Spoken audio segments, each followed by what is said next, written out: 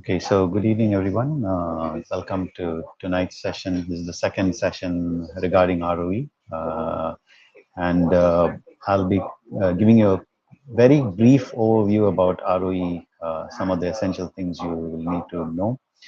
I've covered most of it extensively yesterday, but again, for just continuity's sake, I'll just do a brief run through. So first of all, there will be a zip file that is going to be made available. It will be sent out to you, hopefully by email, and also it will be accessible probably through a drive link as well. This will be sent ahead of the ROE, so you will have it, hopefully several hours before ROE starts. This zip file will be password protected. There will be several files or data sets inside them. You will not be able to open the file until ROE starts, which is at 8 o'clock tomorrow in the evening, Indian Standard Time. And once you get the password, the password will be delivered to you from the portal. And once you get the password, you'll have to unzip the file and then access the data in there and then start your ROE. My advice is use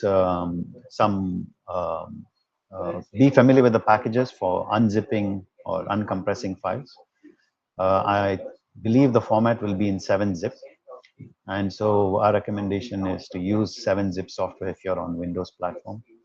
If you are on Mac OS, I've personally tested P7-zip. That is also able to open password protected 7-zip files.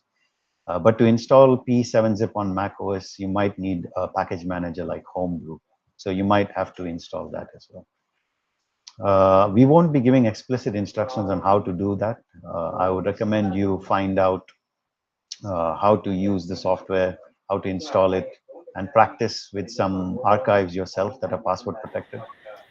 And Carlton, I don't know if others are facing it. When I'm yes, trying to download sorry. like a 7-zip file, my Okay, Windows Defender keep flagging it Sharath, as lakhs. Sharath, can you just wait a second until I just finish Okay, okay, what I it's was okay. saying? I'm Okay. sorry. Okay. So as I was saying, once we would advise you to be familiar with the packages. We will not give specific instructions on how to download and use them. Practice with archives yourselves. Make a password protected archive, try and open it and see, make sure you're comfortable with it. The main problem with ROE is not knowledge, although that can be a problem. The main problem with ROE is speed. So you got to make sure that you are able to hit the ground running, as we say.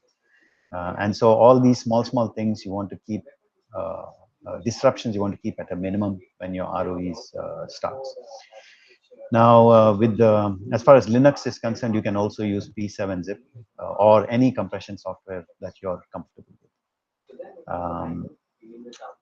The next thing I was going to say is the files themselves that you will unzip. I would suggest you the downloaded file that you get, the 7-zip file that you get initially, put it in a separate folder by itself, because that will be beneficial to you when you extract them, and then you can start working from that folder itself all the things you want to do. Another recommendation is we advise you to use VS Code or Jupyter Notebook. It's not a requirement. You can use whatever you feel you're comfortable with. I know a lot of you use Google Colab. The reason I specifically don't recommend Google Colab is because Google Colab um, can sometimes, in the middle of your work, may have some issues, and when that happens, you might lose your work in the middle of an ROE, and that's definitely a bad thing to happen, right? So that's why even in yesterday's session, I strongly recommend using an offline type of software like VS Code or Jupyter Notebooks to do your ROE. If you're not yet tried them out, you still got some hours to do. It works almost exactly the same as Google Colab. The only difference is you will have to install packages in them, whereas normally in Google Colab, they have most of the packages already installed. You might also need some extensions for VS Code. For all that information, you can watch yesterday's video lecture where we have gone over some of those sorts of things.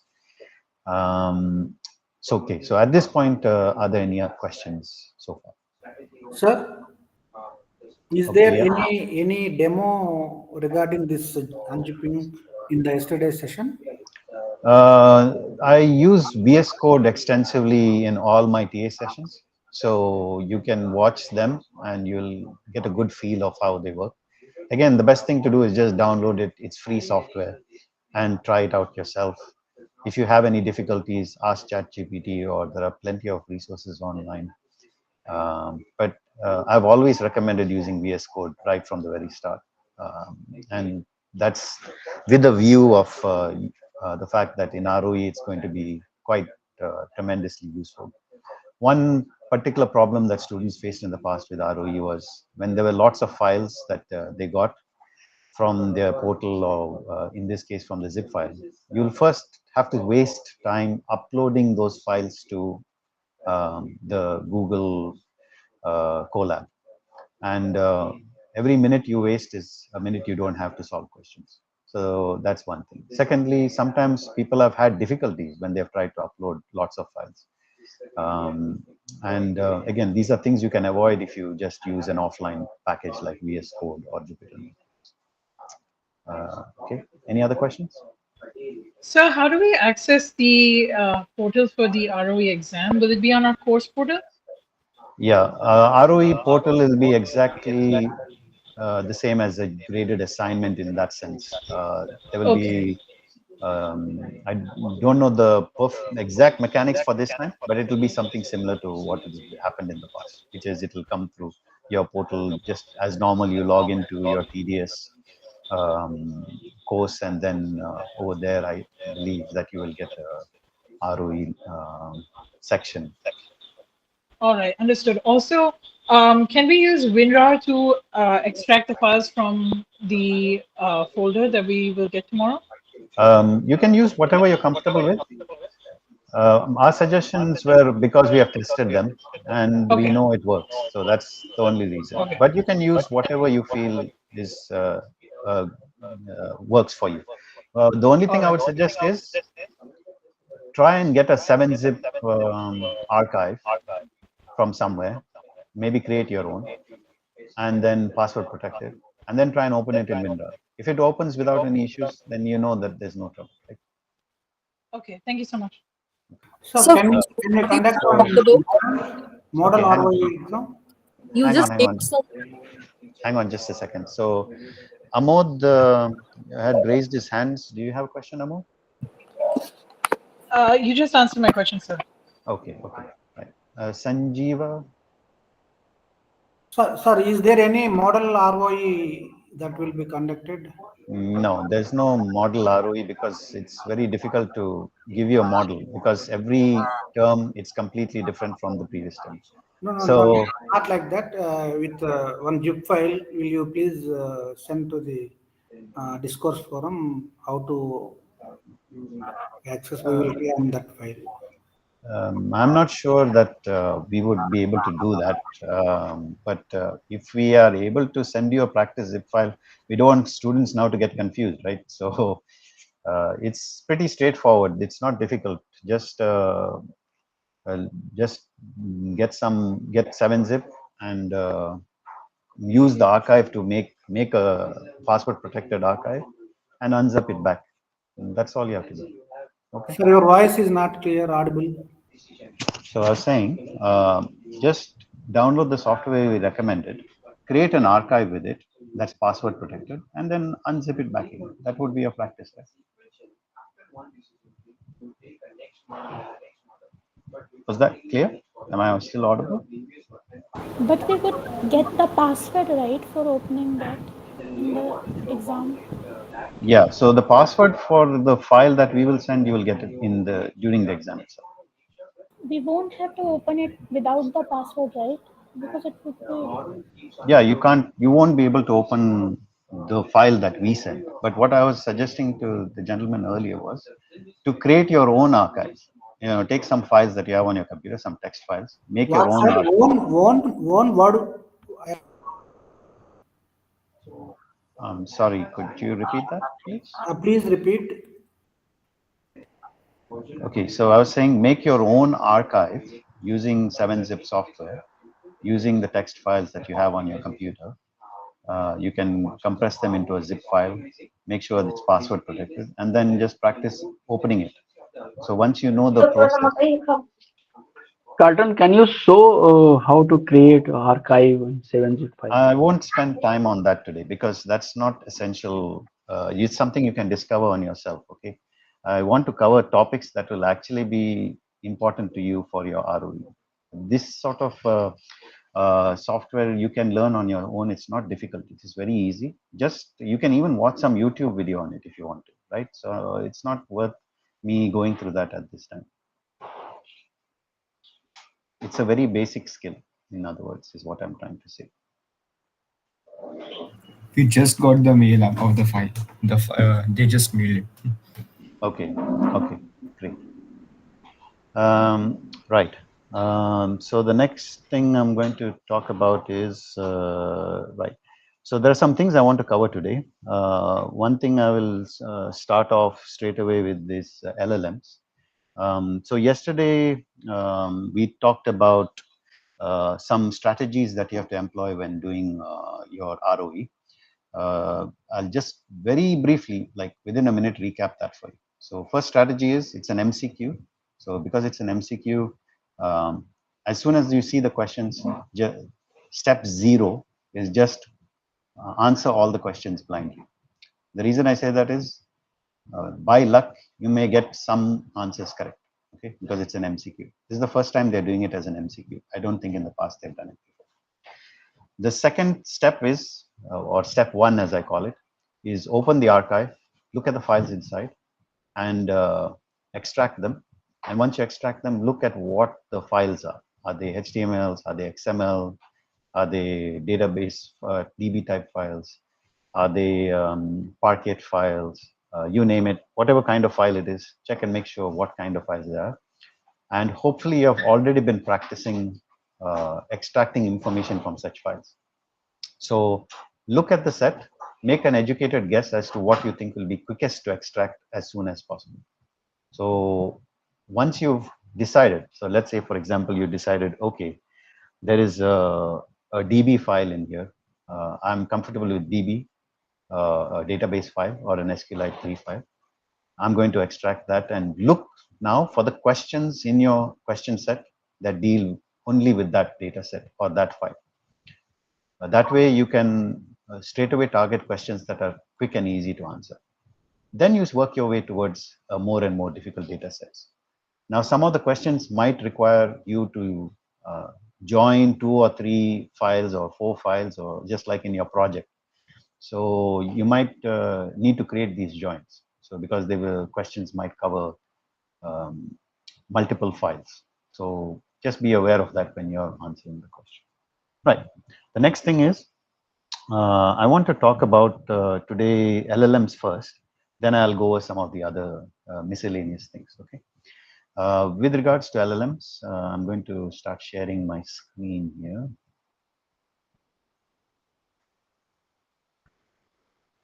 So hopefully most of you have done week 5 graded assignment. If not, then you'll be certainly at a disadvantage. So the first thing I want, is my screen visible? Yes, sir. Yes. Okay, I'll just make it a little bit bigger, so it's a bit better to see. Right. So again, this is VS Code, and with LLMs, obviously you will need to make an API call, which means it's a little request that you're going to send over the internet. So you will need the requests package. To install it on your system, you can use pip install. Don't worry about this particular thing.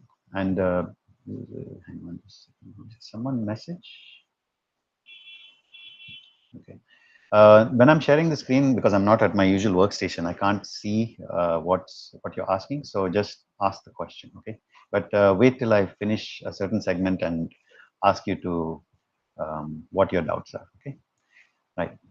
So you'll need this package called requests. Don't worry about this. This is I just had it there for my own purpose. And then the next thing you will need is this API key. This API key, all of you must have it. If you don't have this, you won't be able to answer your questions regarding that involve LLMs. Where do you get this? There's an email that was sent out. The email will have, it will say large language model. Look for that email. And inside there, they would have given you an API key. So whether it is the same that was sent for week 5 GA or other? Yes, it'll be the same. So what will happen is tomorrow, if you have used up some tokens or already with your experiments or playing around with it, tomorrow they will reset the whole allowance that you have with that key. So that way you will have a fresh number of tokens that you will be able to use when you're doing the API requests. Okay. Once you get your API key, you just create a variable, and all you have to do is put your key in that as a string. Make sure that when you put it in there, there are no spaces at the end or anything. Here's the other thing. Test it out before ROE. Don't wait till ROE to test if your API key is working. Okay. Make sure that you test it out. Just like how you did for GA5. Just create some cells and do a single test to check is it working on. So that's concerning the API key. When you do it on VS Code, you don't need to store it in some secret place or anything like that. You can just paste it in here and no one else is going to see your key. Whereas on Google Colab, you had to do a little bit more elaborate setup, which we have covered in, I think, 4 sessions ago. So you were doing all this in VS Code? Yes, this is all in VS Code. Yes. Okay. Next, you'll have to import requests. So by the way, I'll run this. Okay, I need to load this as well. Just give me a second here. So you don't need these, okay? This is because I want to hide my keys from you guys. So that's why I have that in place. Right, so got the key. Because someone entrepreneuring might, record the video and then copy my key. So that's why. So you will need a requests library. And this is the first important bit of information. You have to make sure you use this URL for your requests. And if you've done week 5, you probably already know this. So when you send a request, it will be a request.get. By the way, can you please mute if your mic is open? Okay. Right. So you will be sending out a request.get, and it comprises of 3 parts. I know it only has 2 over here, but normally a GET request will have 3 parts. So the first part will be the URL, the second part will be the headers, and the third part will be the data you're sending. So normally what happens is, if I just scroll down here a little bit, this proxy that you will be using has 3 endpoints that it allows. So what you saw at the very top was this URL. You are unlikely to need this unless there is a question that specifically targets this question, this URL, but it's unlikely. What's most important for you will be these 2 URLs, the one with the completions and the one with the embeddings. So make sure you have those ready in your little notebook that I told you to keep ready yesterday. So you want to make sure that these things are already ready in your offline or online notebook that you're using. The next thing you want is, of course, the authorization header. So again, I'll just scroll down here. So you need this authorization header. Okay. This one works, but I prefer the bigger one because it's more explicit. It tells the content type, it tells the authorization, and you put your API key in there. So keep this also ready. So that's the second part of the GET request. The third one is the data. So I'm just going to test this API works for me because someone had a problem earlier. Okay. So as soon as you send a request, you store the request in a variable. Keep this in a cell of its own because you don't want to debug hitting the API many times. That's not going to be helpful to you, and you might run out of tokens depending on how inefficient your code is. So hit the API as little as possible. So I sent a request. Let's find out if it worked. So I check the status code. It's 200. That means this API works. My API key also works, and this endpoint works. Another useful library will be the JSON library. So make sure you import the JSON library.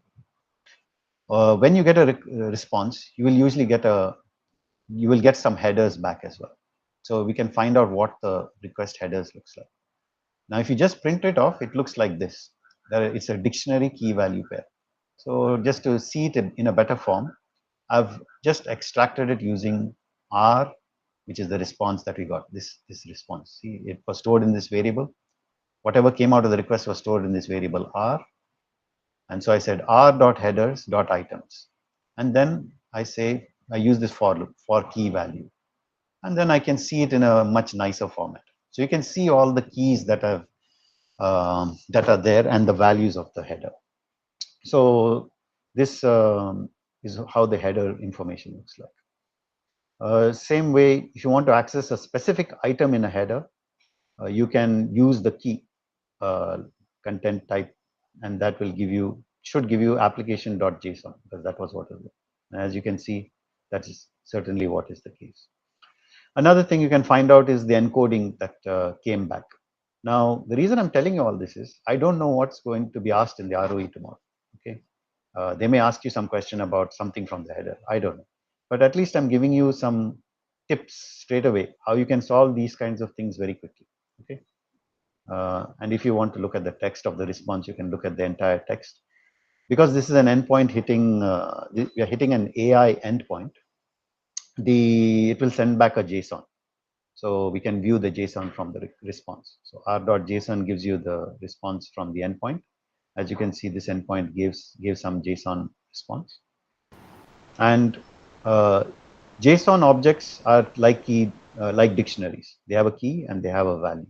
And sometimes they may have lists inside them as well. So to access them, you just give the key that you're looking for. So in this case, this JSON body has the key called data, and then you can access all the values inside it. So that's how to deal with the request. Any questions at this point? Am I audible? Hi. Yes, Is there a sir. way that we can get this notebook?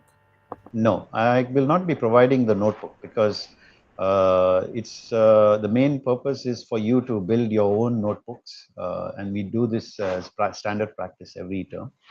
Building your own notebooks means you'll be able to find the information you're looking for, and you'll know exactly what your code does. If we provide the notebooks, we generally find that that's not going to help you. So that's why we won't provide the notebooks. I would advise making your own notebooks. Any other questions?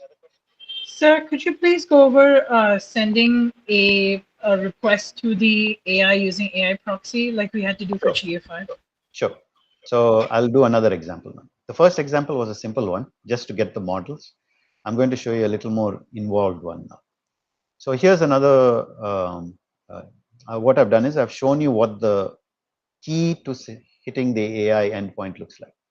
Requests to the AI endpoint. Now remember, the previous one I showed you was a GET request.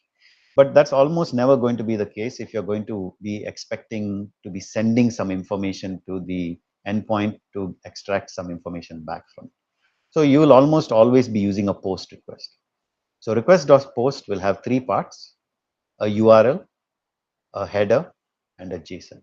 Just remember this structure. In fact, you can even put it in your notebook so you can remember it. The URL will depend on what you're trying to do. if they ask you a question regarding, say, sentiment analysis, then you want to use your normal prompts that you were using before. So you would use this completions, chat completions endpoint. Keep this handy. This is one of the endpoints you will probably need. If you were asked a question on embeddings, you would need this endpoint. So these are the two main endpoints you would need. And so keep these handy. As you see, I put them in a variable ready to be used. So I'm not wasting any time. So that's the first component. The second component is the headers component. Again, keep it handy and ready. You almost never have to change this. So just keep a variable ready with the headers information in it. Both I have used and both work, but I prefer this one because it's a little more explicit. So that's the second component. Now the third component of the URL I'll show with an example. What normally goes into a basic GPT instruction, which is this third part, this JSON data that you'll be sending. Okay, it looks like this. You'll be sending a JSON object. That JSON object will have two major components: a model that you will use and a message that you're sending. The message itself, now I want you to look at this carefully, will be a list, and the list will contain two more dictionary items or two more JSON, embedded JSONs, or whatever you want to call it. So if you think of it as a dictionary, this is exactly like a dictionary. So, sorry, did someone say something? Okay. So you will have model, this is the key, and you'll have to input your model there. There will be messages, and it will be a list, and there'll be two parts to that messages in a basic GPT that you're communicating with. Inside that, you'll have two more keys, a role and a content. This will be fixed always. The first one will say system.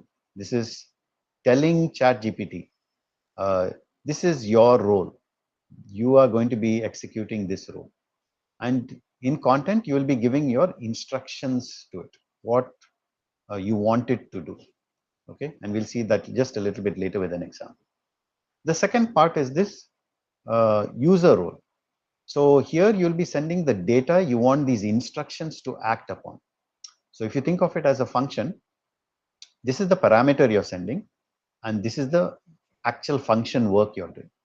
So if you think of it that way, that is how this API is, JSON body that you're going to be sending is going to be structured. Is that clear so far to everyone? Any questions at this point? No questions. Sir, based on this, one like third and fourth graded assignment questions were there, right? Like almost like similar to this. I mean, I won't be discussing graded assignments today, but this is the structure of API request that we make. Okay. And this is the basic structure. Okay, there are a little more advanced ones I'll show you just a little bit later. Okay, but again, actually, system and user, two things are there: role, instruction there, and data here. Yeah. So, do you explain detail? Yeah, I'll explain with an example. But I want you to understand this structure, because whatever basic instruction you send is going to use this structure. So you want to make a notebook with a template like this that you can use quickly. Okay. Now in model we have to pass any value, or it will be blank? Yes. You can't. This is just a template, right? So now I'll tell you about the model. I don't know what model they will ask you to use for ROE. Okay, so that's why I've left this blank here. So I've made a variable here, and I've put ChatGPT 3.5 Turbo. Okay, for this demonstration. That is the model I'm going to use in here. And this is the instruction. So you noticed I had an instruction here, right? So this is again just using the example from the notebook that they had already provided. But that was very cluttered, that notebook. And it didn't, I felt it was not very clear what's happening. So that's why I wanted to just break it down so that you are able to understand it and you're quickly able to use it in ROE. So this is the instruction. As you can see, I said, identify the sentiment of the sentence, only say positive, negative with score. So this is your prompt. This is what you're telling it to do, right? So let me run these few cells here so that we are ready for the demonstration. So I'm using the completions one. I'm using this header. And then this is the model I'm using. This is the instruction I'm sending. Now, the beauty of keeping it like this is, whatever the ROE is, you can quickly come to this cell and put your instruction, right? So that's the beauty of keeping it organized like this. Then this is the data you're sending. It may not necessarily be a string, okay? It may be any kind of data that you're sending for it to work on. But for this simple example, I'm just going to use this for now. So I've got the model, instruction, data. Now here's the filled up version of that template you saw earlier. You can see there's the JSON data. This is the model I've passed. This is the instruction I've passed. This is the data I've passed. Now this is ready. So we have all the three components of our request. Remember I told you there are three components to the post request: URL, headers, JSON. All three are ready. Now I run this request and hopefully I don't have egg on my face. Let's see. Did something. First thing we find out, did it work? Got 200 status code. That means it worked. Let's find out what it gave back as a response. R.json. Definitely it gave a response. And you can see here, it gave me a response exactly as I wanted. And it's inside the key choices. The choices key is a list. Inside that list, there is an index called message. Inside message, there is another dictionary. And that dictionary has a key called content. Inside that, it gave its response, positive 0.8. So this instruction gave a score, and this was the data, and this was the response. So I hope you know how to access this this value. Okay, I'm not going to go over how to access dictionary. It's a basic Python skill, and if you don't know how to do it, we have sessions that have covered it in the past. When I say past, I'm talking even like just a few sessions ago. So watch the TA sessions. TDS is an unusual course in that TA sessions will give you the bulk of the teaching that is required for this course. So watch those sessions. Then we have explained how to access dictionaries and lists. Okay. So but this is the key thing. You get the information out of message content, and that's where you'll find your response, and that's what you will need. Okay. That's concerning a basic request that you will send to ChatGPT. Any questions so far? Okay, if there are no questions so far, there's another thing I wanted to mention. You'll also see usage and things of that over here in your response JSON. Okay, you might be asked a question on this. I don't know, like how many tokens were used, what it cost, all those sort of things you might be asked. So all that information is available in that response that comes back to you. The next thing I want to talk about is Carlton, sorry, the cost is in dollars. Yes, I believe so. Yeah, because all subscriptions to ChatGPT is in dollars. So even so, I recently asked someone to try it in the UK, and even their transaction was in dollars only. So all transactions are in dollars. All right, thank you. At least as far as I'm aware, and as far as I found out. Good, thanks. Okay. The next thing is now you want to say, for example, extract some structured data back out of GPT. You don't want sentences, so you don't want something like this, but you want structured information to come back out to you in a JSON format. So how do you tell ChatGPT to give you structured data back? So for that, you need to know what a JSON schema is. So JSON schema is simple. Again, the notebook that they provided was a little bit complicated. So I have cut it down to the basics so that you know exactly how to construct one. So a JSON schema has this structure. Of course, it's exactly a JSON object, but there are some important keys in it. First is the type. Every schema must have a type. And because you want ChatGPT to give you a JSON object back, you have to tell that what you're expecting back is a object. All that means is you're expecting back a JSON object from this schema. And in this particular situation, that's what this is describing. This is describing this object that is there. Okay. If it was not describing an object, it would look something like this thing you see over here. Here I've said item 1 and item 1 type is string, and it doesn't have any more attributes in here. Why? Because it's not an object. So it doesn't have anything more I can describe here. Of course, you can put some more keywords and put descriptions and all that sort of thing, but I'm talking to you about the very basic fundamental aspects of a schema, how to construct one. So I'll start from the top so that you're not confused. A JSON schema has 3 things: type, properties, and sometimes you might need this required. You may even do without it, but definitely you should have a type and properties. The first thing, you will almost always use object. Okay, for the sake of ROE, I'm saying. You can study JSON schemas on your own time. It's a good thing to study. It will be useful in your later career. But for the sake of the ROE, this will almost always be an object. Okay, so this is not very relevant. The properties themselves of your schema will have some items that you want back as a result, and then you'll have to describe what those types are. So this is a string, this is a number, this is a category. Now here I've described something a bit more complex than string or number. It's an array type. So if it's an array type, it must have something called items. This is also required if you use this keyword. Then inside again, it will be the same as any other JSON object. So what kind of objects can you put in here? You can put object, array, string, number, boolean, null. So these small little properties that were inside here, they can be any of these types. So I got this directly from JSON Schema's website. Okay, I didn't make this up.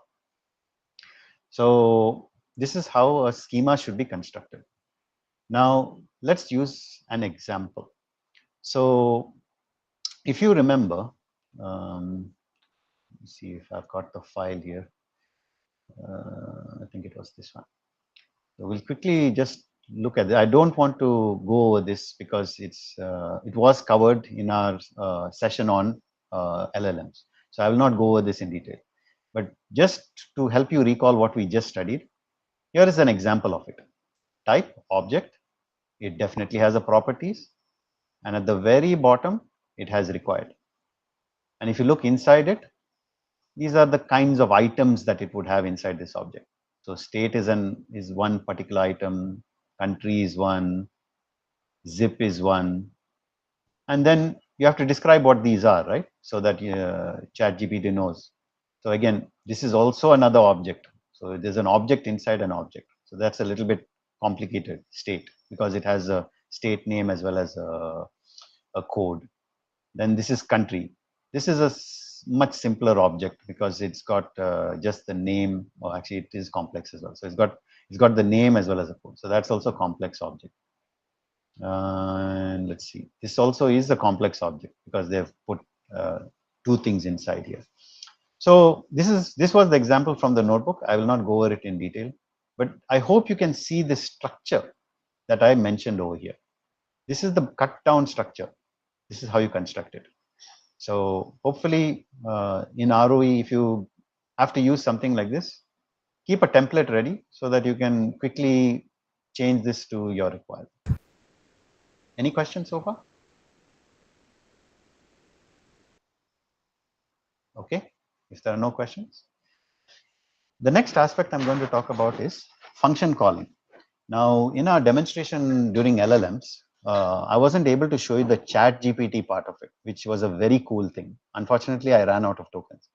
So today what I did was I ran it in ChatGPT to do a small demonstration. And I copied the output because I didn't want to run the demonstration again. But it's something that's repeatable. So I'll show you this first one. Okay. So I don't know if you can read this, but this was my prompt. Okay. I said reverse string is a function which takes a string and then reverses it. I want you to remember this function. So ChatGPT said, okay, and it remembers it. And you can see it says here memory updated. It now has stored this function for me called reverse trim. Then I said reverse Carlton, and this is the response. Now I don't know if that amazes you or not, but that amazed me. Okay, but that was not the most amazing thing. The second thing is I told, okay, trim string is a function, and what it does is it takes out the first and the last letters. I want you to remember this function. Okay, so it updated its memory that this is a function, and it keeps it in memory. Then I ran this function, and as you can see, it removed the first and the last letters. So no matter what input I give here, it knows this is a function. Okay. Now, if you think that is amazing, you're going to be really blown away by this next demonstration. Let's try again. So I said reverse water. Okay, that is reverse water. Great. Try trimming water. It said, okay, that's the result of trimming water. You just get ATE. Now I give it something complicated to try. Reverse, and inside it I put trim, and I said water, and this is the result. I don't know if you're blown away by that. I have not written any code. I want that to sink in your mind for a second. I have not written a single piece of code, and it was able to not only execute the functions, it is able to contextualize the fact that you can have a function within a function and then return something. Any thoughts on this? It would save a lot of time of writing actual function calling for doing such operations, I would say. Yes, absolutely. So that's why Anand has considered this an important topic to understand with LLMs, function calling. So that was using ChatGPT. It's very verbose. It takes time to do that, right? But we are going to be data scientists. We want to be able to do it using APIs. And you can imagine the immense power you can get out of doing that, right? So function calling. So again, this is that same address list that was there in the notebook that was given. You can see that a schema has been provided for it. And okay, let me just quickly play these. And basically, that's what function calling is. So I wasn't able to demonstrate it well last time, but this time, hopefully you got the idea of what function calling is. So here's again, remember I told you a request will have 3 parts. Now this extraction function is a little more complicated than this first one we saw. So this was the first one we saw, right?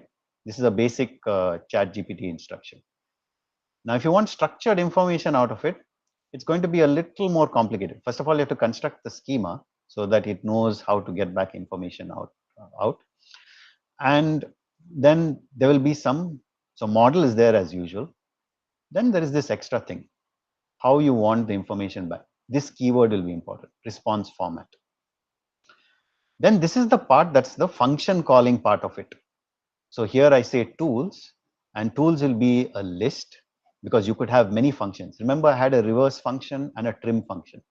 So in this example, there was just one function, which is extract address. So that is what the function is in here. And inside this is the schema that it has to follow. So just remember to have this structure when you're using function calling. Okay, it's a little more involved, but the payoff is worth it. I hope you saw that from the demonstration I showed you earlier. So, yeah, I have a question here. Okay. Suppose we have multiple functions. So in this function key, we will provide a list of dictionaries, each containing the different function names. Yeah. So what will happen is, you say, for example, I want to make another function. I put a comma here because this is the list. The list is tools. The list is not function. Okay. Tools contain all your functions in a list. You can see these square brackets here. This is a list, right? Yes. Yeah. So then inside here, I would make another function. So I would say type, and then I would say what is it? It's a function. This also is a function. Then I would say what the function actually is. Okay. And then I would give it a name. Here is where you give the name. So remember I told reverse and trim and all that. That's where I would give it here. I would say trim, for example, here. that would be the function name. So now ChatGPT will know, okay, this is the function. And then you have to tell how to give the information back to you. So in this case, this is where you would pass your schema. It won't be the same schema, okay? It will be whatever the function uses to get information back up. Okay? Good. So that's how it would work. But for the purpose of ROE, you are not going to, I highly doubt you will have function within functions, okay? It's very unlikely. You won't have time to devise clever things. But I think it's just from a study point of view, I hope that was a useful thing to demonstrate. Okay, then the next part of it is there is tool choice. So remember, our simple call earlier only had model and I think it was message, right? So this one has model, response format, tools. Inside tool, you define the function, and then you have a tool choice. Tool choice will again tell what functions you will be using in your actual prompt that you get. Now, to be honest, I was surprised by this particular item. I'm not sure why it works, because I looked up the API documentation on this and I couldn't find any reference to this particular one. So I don't know if it's a mistake or not, but because it's in the lecture, I've kept it in, okay? So just follow this template for now, but you can always experiment on your own later to see if this is actually required or not. And the last one, of course, is your familiar one, messages. Messages, remember, is a list, and you have the same usual familiar things: a role, your prompt, and role as user, and then what data you're passing into it. So hopefully that is quite straightforward. So the extra bits were this response format, tools, tool choice. Those were the only 3 extra things you need to do function calling. And if you look inside message, here is where the function was called. Get address as JSON via extract address. So it says via extract address is because we wanted to use this schema. So a function call has been made. The function calls this function here, and it knows that it should come, the schema should come out in the way we have already predefined it. And then to avoid it hallucinating, they put an extra thing that says if unsure, leave fields blank. That's because sometimes the older versions of ChatGPT, like 3.5, might hallucinate a field. So if you don't know what that word means, it means it will make it up if it's not sure. So it might give you a JSON, and in that JSON, it might suddenly pop up another key to try and fit your data in there. Okay, so that's the reason. Newer versions are probably more robust. As things improve, they will get better. So hopefully this was easy. I know it's a little more complicated, but if you really look at it closely, it's not that much more. It's only these 3 extra things: response format, tools, tool choice. And inside your tools, you define your function. And if you follow this format, then you are able to do function calling, something that I demonstrated it to you via ChatGPT. Is this clear so far to everyone? Yes. You just mentioned something about Yes, tool sir. choice, saying that there was something wrong back in the notebook provided. What exactly was that? Can you repeat? I'm sorry, could you repeat the earlier part of your question? Yes, about tools choice, tool choices. This That is part. there. Yeah. Yes. You So told. yeah, for now I've kept it in because that's what the instructor provided notebook has. But personally, I'm unsure if this is required, because in the open API documentation, which I was studying today, I didn't actually find this keyword being used anywhere. So I don't, so again, this is just for your information only.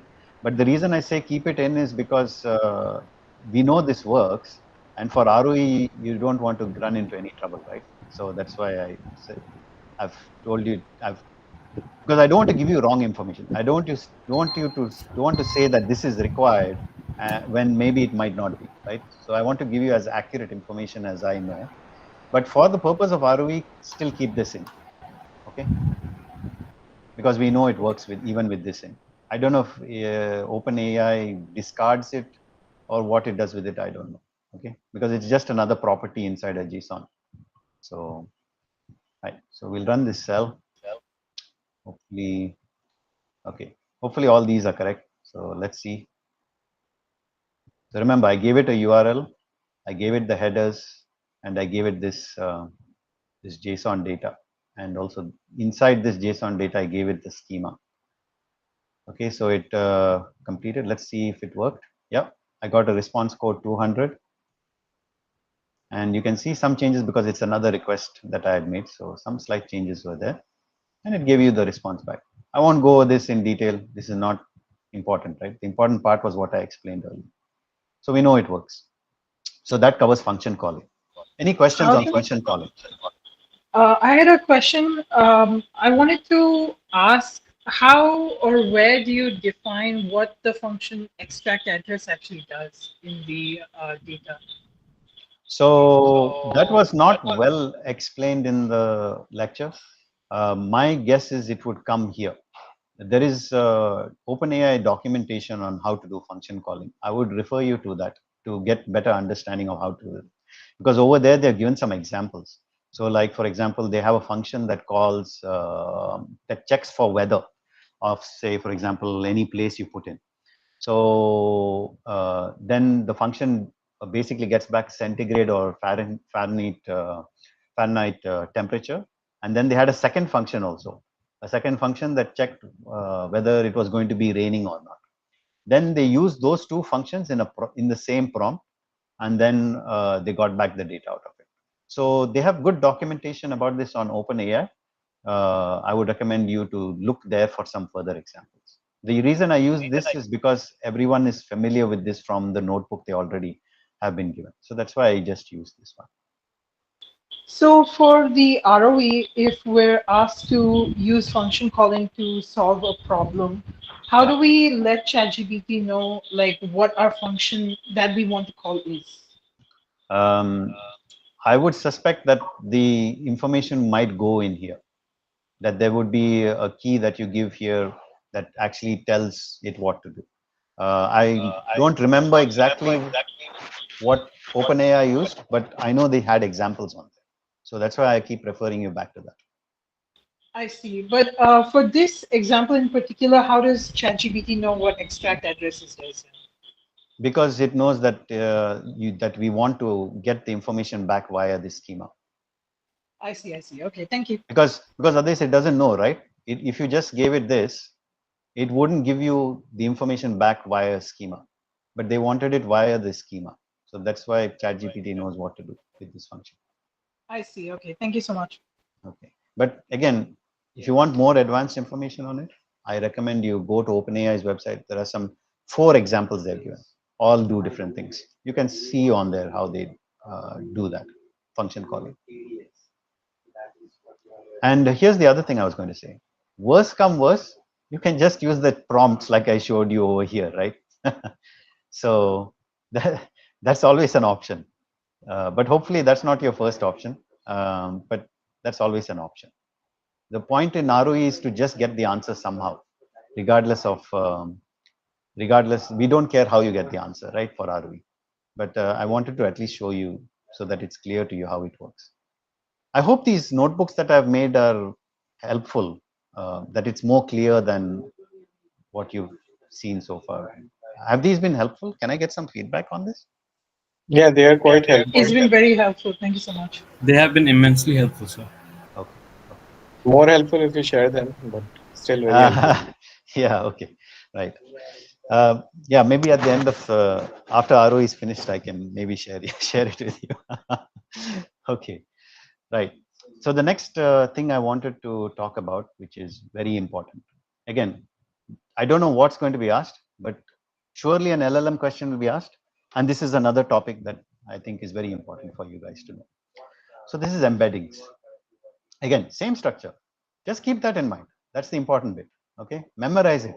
When I remember there was a lecture in maths 2, I think it was, or somewhere, or stats 2, where the instructor said, when someone wakes you out of your sleep, you should immediately suddenly say, normal distribution, this is what the things are about normally. Like that, you just keep in mind how these work, okay? Or better yet, put it in a notebook ready for ROE, okay? So again, for embeddings, the URL endpoint is different. So keep that in mind, okay? So we'll run this URL. Again, the same header, no difference in the header. Model is different now. Now for embeddings, you have to use whatever model they tell you in ROE. So in our situation, we use the text embedding 3 small model. And if you remember this JSON data that we had to send, okay, now it is slightly different, you will notice, okay, because why? We are now working with embeddings. Embeddings is a cost-effective way to use LLMs, and they have some specific use cases. So just keep note of this. Now the body looks like this. You have 3 keys, an input, that's the stuff you're going to be sending it, usually words, because that's what embeddings are about, the model, and the format of the encoding. These 3 things must be there in your response, in your JSON body that you'll be sending. Okay. So I'll first try with this simple example. I'll just send only one word. Okay, Google. And I will put it in the JSON data body. Here's the request again. Same thing. URL, headers. There's one slight difference. I JSONify the information that we are sending. The reason being, when I tried to send it just like this, thinking it would work, it didn't work. So this works, which is, and you would need a library for this called JSON. I think I might have imported it earlier. Okay, it's just called JSON. It's basically import JSON. So that's what. I'm pretty sure this works. Yeah. Okay. So, and that gives you a function called dumps. And what you do is you put this data in there and gives a nice JSONified thing that it will send it to this data. Okay. So I'll run this now. Okay. So it ran. And now let's check the status code. Yeah, it works. And here's what comes out of it. Okay, well, I can first show you what the r.json straight away comes to. And you can see it's again using your tokens as usual. And it's a bit more longer than the previous response because it has this important thing that it's sending you, an embedding. So if you don't know what embedding is, I'm not going to discuss that here today because that was comprehensively covered in a previous session, not yesterday's session, but a couple of sessions earlier where we did LLM. So I'm not going to talk about this. But basically, it's an array with numbers, and these numbers give the relationship of this word with any other kind of word. Okay, that's the quick and dirty explanation about it. So that's what's there in that JSON. This is something you have to remember, or rather keep in your cheat notebook. Why? Because in ROE, you don't have time to figure out its structure. All the structures that comes back will always be in this format. So the reason I say 0 is this data part of it, r.json data. Okay, this data part of it is actually a list. Okay, if I go to the top, you can see here. You see this? It's a list. It's a list of dictionary objects. What are these dictionary objects? It will be the word you sent and its values that come out as an embedding. And so that's what this will contain. Okay.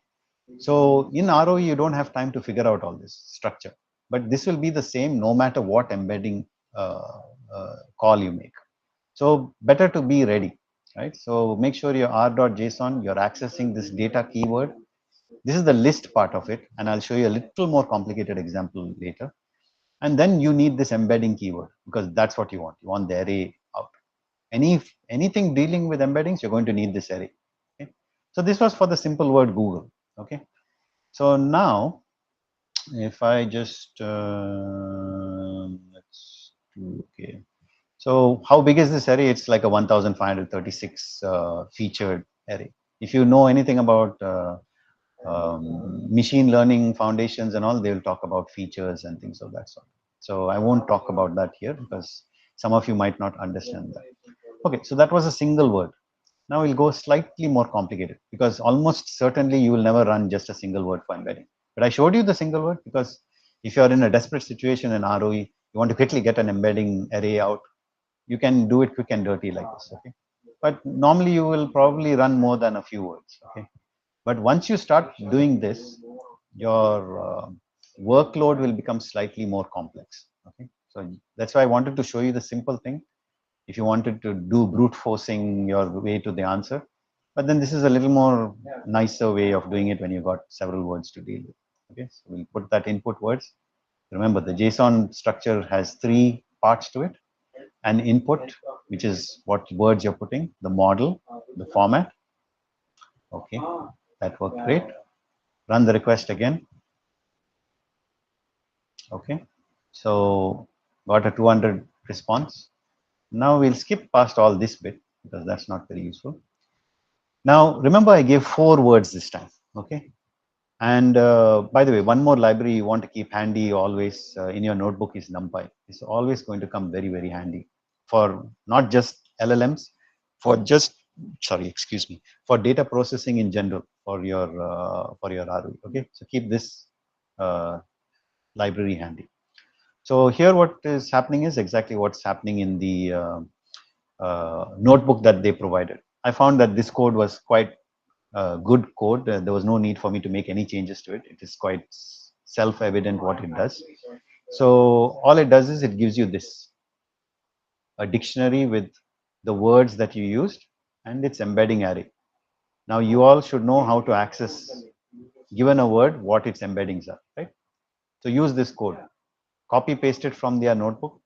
I might have tweaked it slightly just for clarity, so you guys can understand what it's doing.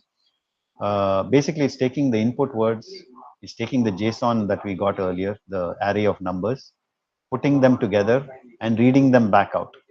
Okay, the word and the embedding. The reason they do it is because so they can do this embeddings of word equal to this array, and then you get this nice little dictionary out of it.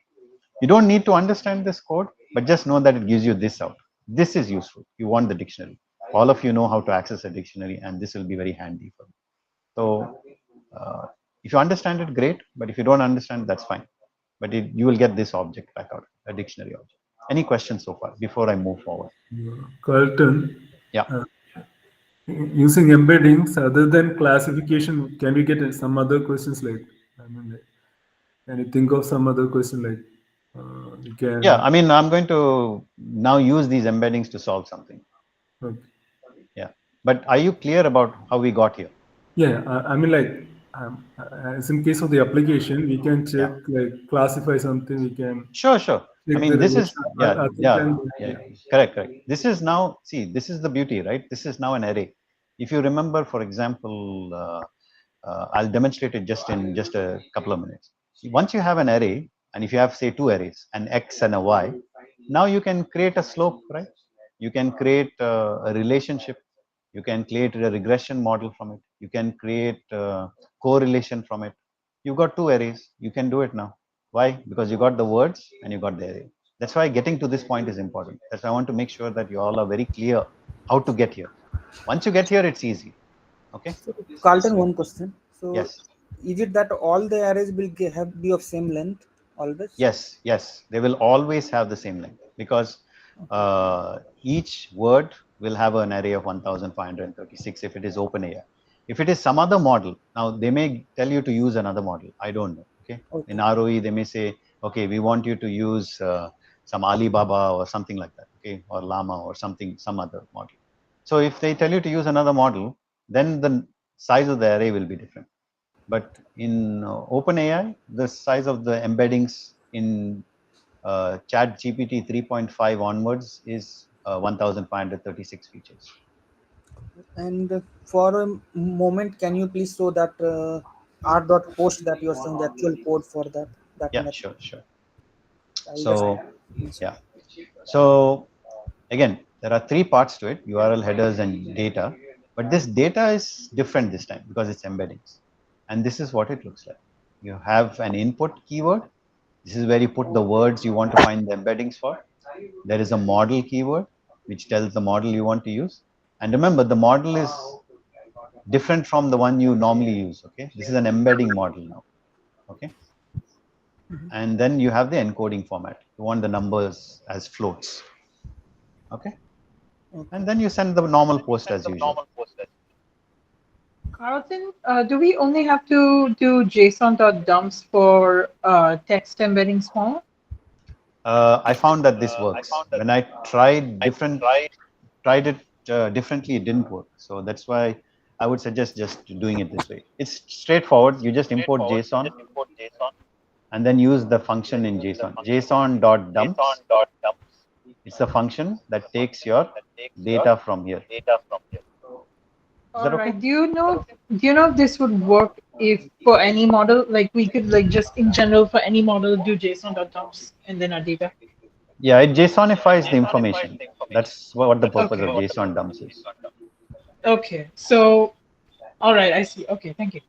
So, Carlton, this format of post is only works for embedding related APIs. Yeah, right? this is for embeddings. This was peculiar to embeddings. I was having trouble doing it any other way. So that's why I wanted to show you something that works.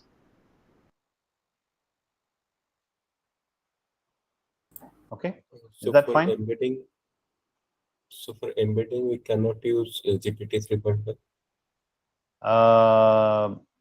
I did not try with GPT 3.5, but this is normally if you're going to hit this endpoint that Anand has provided, it uses this endpoint, and the way this endpoint's API works is to use this kind of model. You can experiment yourself, right? So you can go on your computer, use your tokens, and see if it works with any other model. No problem. Yeah, okay, thank you. But I don't know what the output from it will come. Then you will have to see if the output you're getting is what you're expecting.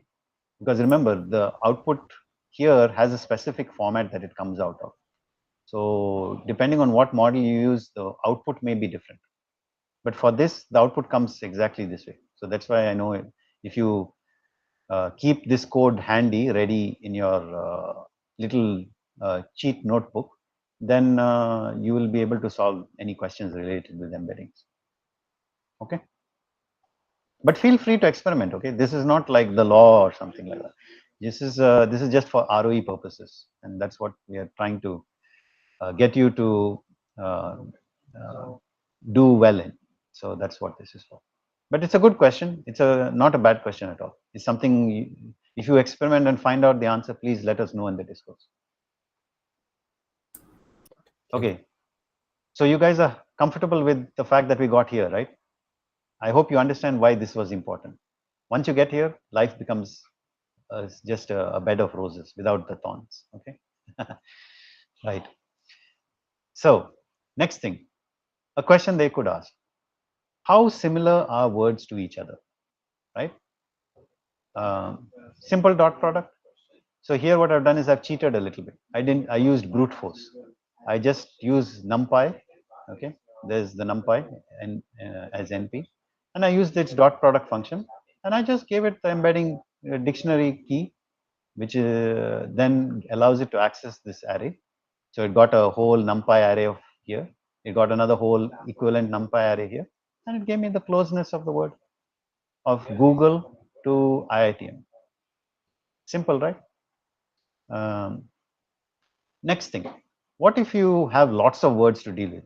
Then brute forcing is not going to be the best option, right? You might, so in this case, you will have, if you want to check each word with each other word, excluding the diagonal in the matrix, you will have like what you call, normally it will be a 16 comparisons, right? And then -4. So 12 comparisons will be done. So you don't want to be doing this 12 comparisons, and you may make mistakes as well, right? So you got to do it a little bit more programmatically. So here's a programmatic way of doing it. First is, I want only the vectors. Okay, when you're doing matrix multiplication, you want only the vectors. You only want this. You don't care about these words. You just want these. So here I've extracted the vectors out of it. I've used a list comprehension, and I said for W in embeddings, meaning word in embeddings, the keys. Okay, so I'm iterating through the keys, and then I'm accessing the array. I want embeddings of that word, and I stick it into this array, and list comprehension then produces a nice list of vectors. Once I get these vectors, then I can do the dot product of vector with its transpose. This is an important thing to not miss out. Okay, you can't multiply a flat vector with another flat vector.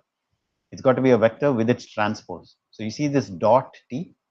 So that's what it's doing. It's multiplying the this vector with that transpose of the other vectors, and you get a nice little matrix over here. And then once you get the matrix, all I'm doing is sticking it in a pandas data frame. Again, I won't be going into detail about pandas data frame because we've done many sessions on them. So all I'm doing is sticking this matrix in the data frame. I give the matrix here. I say the index, meaning the rows of this matrix are the words, and the columns also are the words. Why? Because I want to see the relation of each word to itself, or each word to another word in the matrix. So let's run this. So I've done this bit over here. So let's, oh, NP is not defined. I didn't import. Let's run this bit then. Okay, that's fine. Import pandas and run this up. Okay, great. It got the data frame. So let's have a look at what this data frame looks like. And there you get it. The 4 words I used, the dot products with each of them. And then you can see the diagonal. Google is 100% related with Google, right? So you get 1 over there. So if you think of these as vectors, this is a vector in some n-dimensional space, okay? And when 2 vectors are exactly the same, its dot product will give you 1. And that's what you're seeing here. And then this shows how close the vectors are to each other. And this is what gives the relationship between words. So this is one example of using dot products.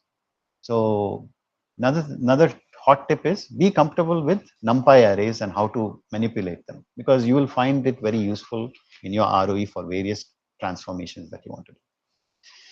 Okay, the next thing, let's see, do I want to cover this? Yeah, okay. So this is another library you might find useful. You want to find, for example, the cosine similarity of 2 words, because they covered this in one of the lectures as well, right? You will need this library, sentence dash transformers and all its dependencies. So install that, and then you have to import this function, cosine similarity it's called. And again, same deal. You, instead of using numpy dot, you just use cosine similarity, produces the same kind of result. You check 2 words, and then you will get a value out of it. Same thing, no difference at all.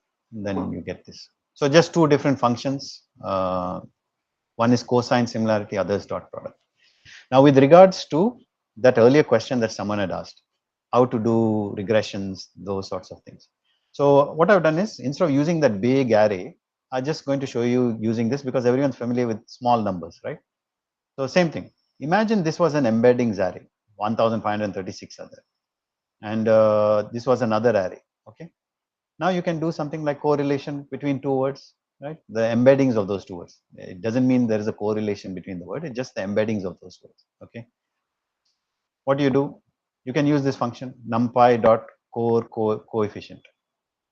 Okay, you pass the first array, x, you pass the next array, y, and then you give this parameter here, and then you print it. And this is what you get. So can you see this is almost -1? Can you see why that is? If you have done maths 2 or stats, you can see why that is, right? It's a perfect negative correlation.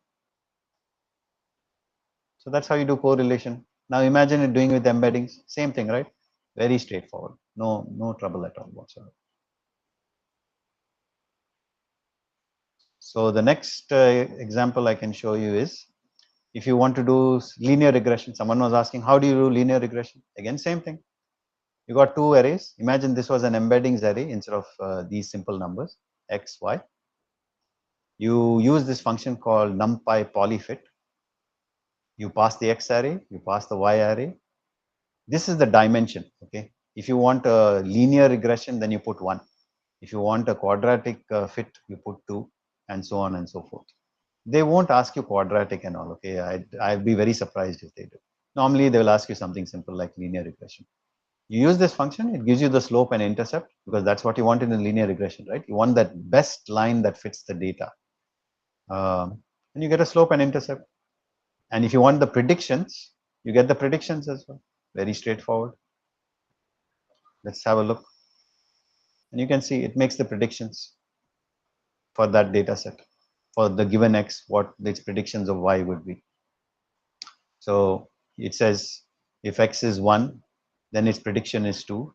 If x is 2, its prediction is 3.2. Notice it's different from the actual value, 3.5, because that's the best fit line that it found. That's it. So these kind of functions, please be familiar with simple ones. Okay, we're not asking you to do major mathematics or anything like that. So be familiar with how to get min, max, average, those sorts of things, median. NumPy has all these really good functions. So this is a good place to go. You go to NumPy, and they have this NumPy for absolute beginners. And then you don't have to cover all this stuff, right? But you can go to like, yeah, this is a useful function, unique items. Sometimes in an array, you want the unique items, right? np.unique, you get the unique items. Then they have, for example, yeah, they talk about transposing, reversing an array, simple things. Just learn the simple things, basic array operations. So use this resource, okay? It's NumPy's user guide, and you can do absolute basics for NumPy beginners. And it will give you some useful functions that you will find useful in ROE. You can use them because even Pandas data frame and NumPy, they are very closely related with each other. So you will be able to do a lot of useful operations on Panda data frames using NumPy. Okay. Any questions so far? I hope it's been clear.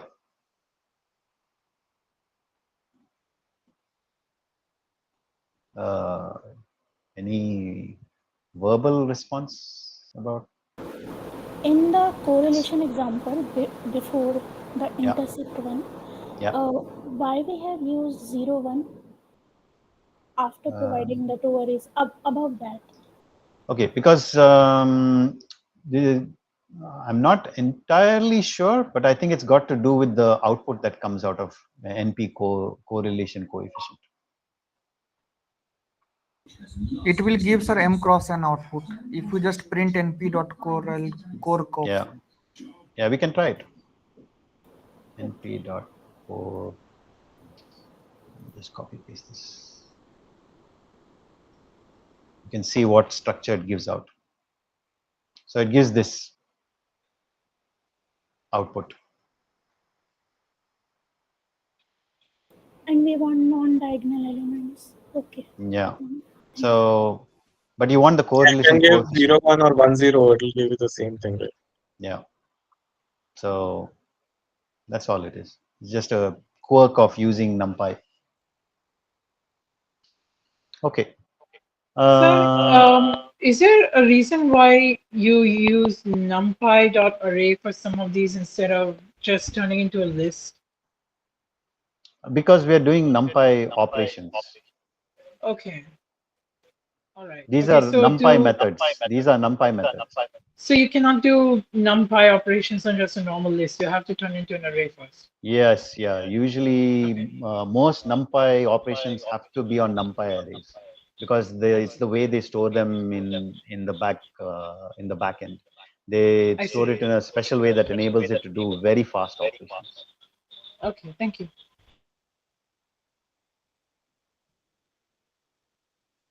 Okay, so are you guys happy with so far what we have covered today? I've covered the most important things with LLMs. There is also, I think there was something, let me see here. I think it was called retrieval augmentation. Okay, personally, I would not worry too much about this aspect of it. Okay, because this is quite involved.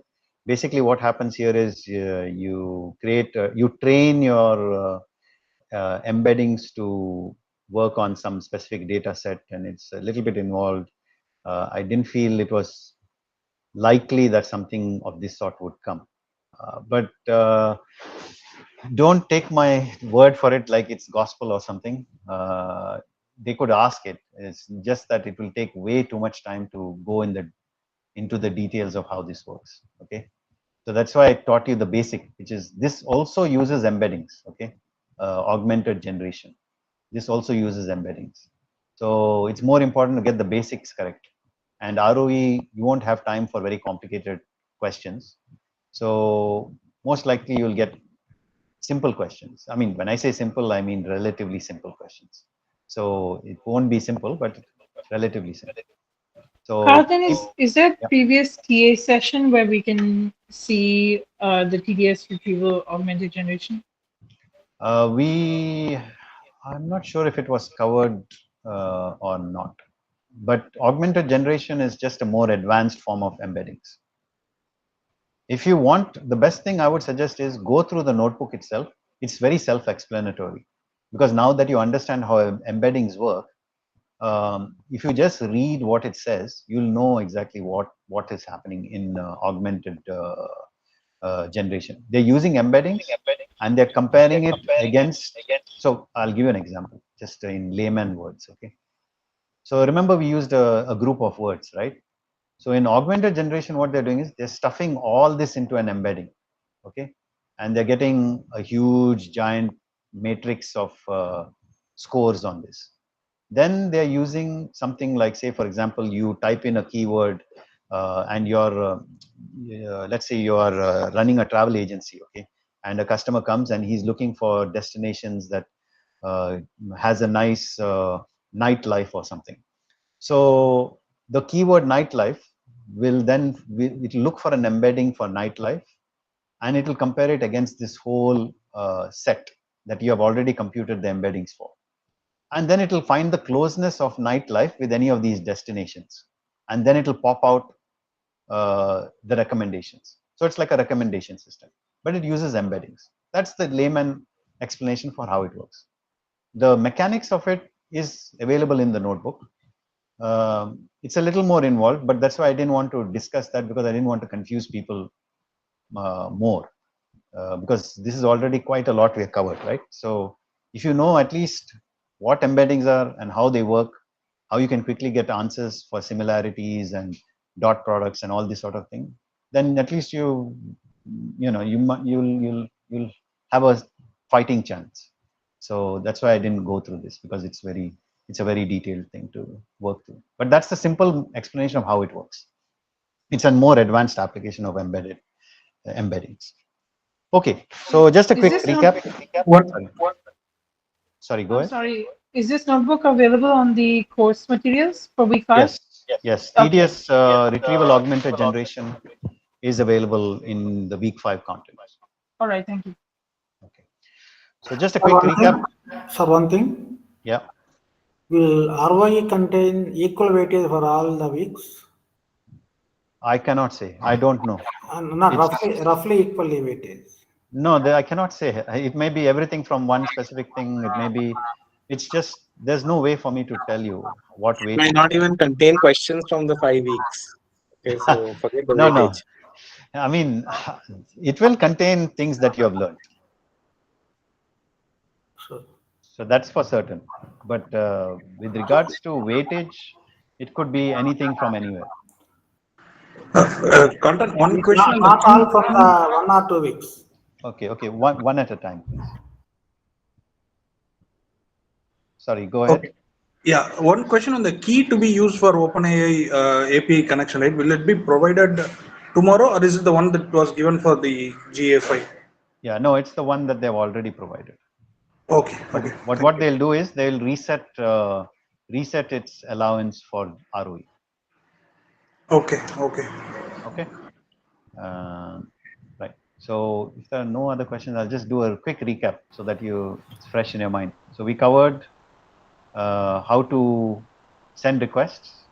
Sir, one doubt. Yes, go ahead. How many questions will be there in the ROE? That again, I can't tell you. I don't know. It could be few questions. I mean, maybe 10 questions. Maybe it could be 20 questions. It just depends on what the instructor is going to produce on the day. I don't know. That's the honest answer. But all are MCQs, sir? Sorry? But all are MCQs, it is Yes, sure. all will be MCQs. That much I'm certain of, which is a change from previously, because previously there were lots of upset students about small things with regards to entering answers incorrectly and all that sort of thing. So to avoid some of that pain, this time it's MCQs. And so that's, and if you want good strategies, I discussed good strategies yesterday. I talked a little bit about it at the earlier part of the session, but really you should view yesterday's session if you want good strategies to succeed in Is ROE. yesterday's session recorded and available? Yes, it's recorded, and I've been informed by the instructor that it's been uploaded to YouTube. Okay, thank you. Sir, one question, please. Okay. In the project one, can we use Excel or Python? You can use whatever you want in project one, but we'll talk about project one just after I finish what I wanted to cover, right? Okay, so right, so we learned for LLMs that you send in a request. The request generally has three parts: a URL, headers, and JSON. Make sure you got the endpoints ready. Use the correct endpoints for the correct problem. You'll basically need these two things. Make sure your API key is working. Run just one request to see, make sure before your ROE, at least like half an hour before, make sure that it's all working. And a simple request has this kind of a body where you have models and messages, and these are the roles that it will have. It will take instructions and data. Models for normal prompts will be in this sort of format, GPT 3.4 or whatever they give you in the ROE to use. Then the next thing we covered was about schemas. Try and learn what a basic schema looks like. So I've covered that. If you want, you can review this recording of this session when it gets uploaded. Most likely sometime later tonight or early tomorrow morning, hopefully it'll be up. And then we talked about function calling. Function calling involves a little more work with regards to the request that you'll be sending. You need to provide a schema for response, and that's how you can construct one. This is an example straight from the notebooks that were provided in week 5. You have model as usual, but you have response format tools. Inside tools, you declare your function, and then you have a tool choice, which again explains what the function is, and then you have your messages body. So that's how function calling is done. Function calling will call the function inside your prompt using the name of the function.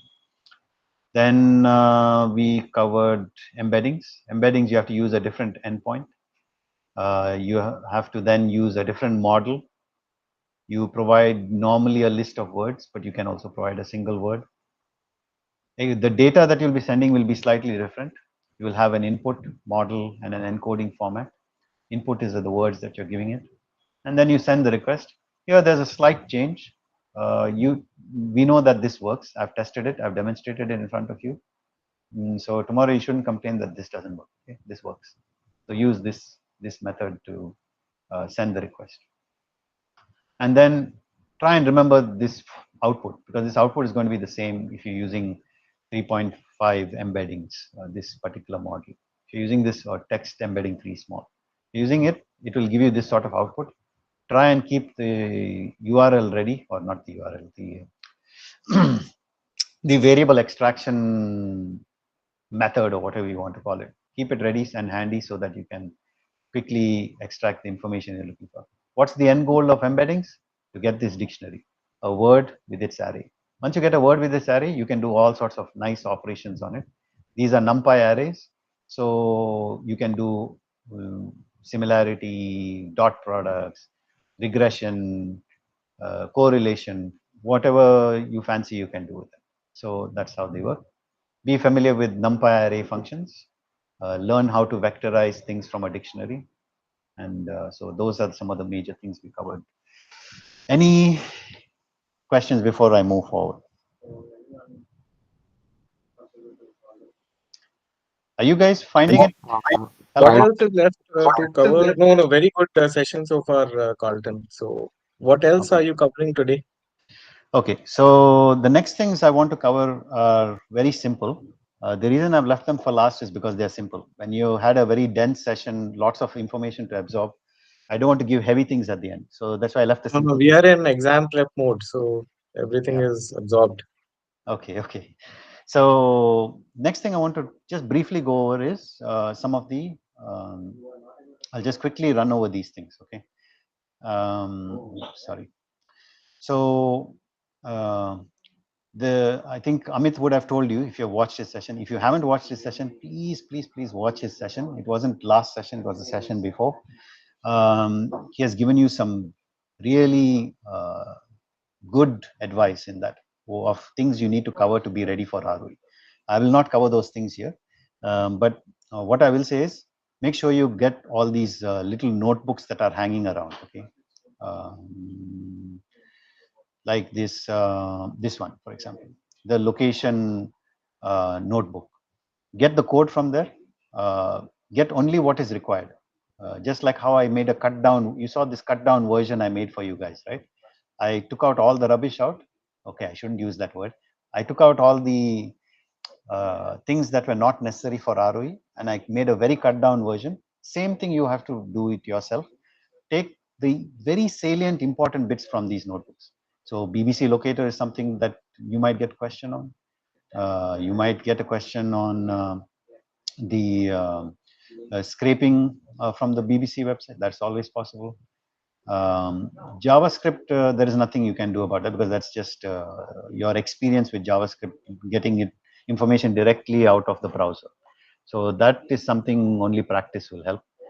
But what you can do is maybe keep some little markdown snippets in your notebook that give you the commands that you can use straight away.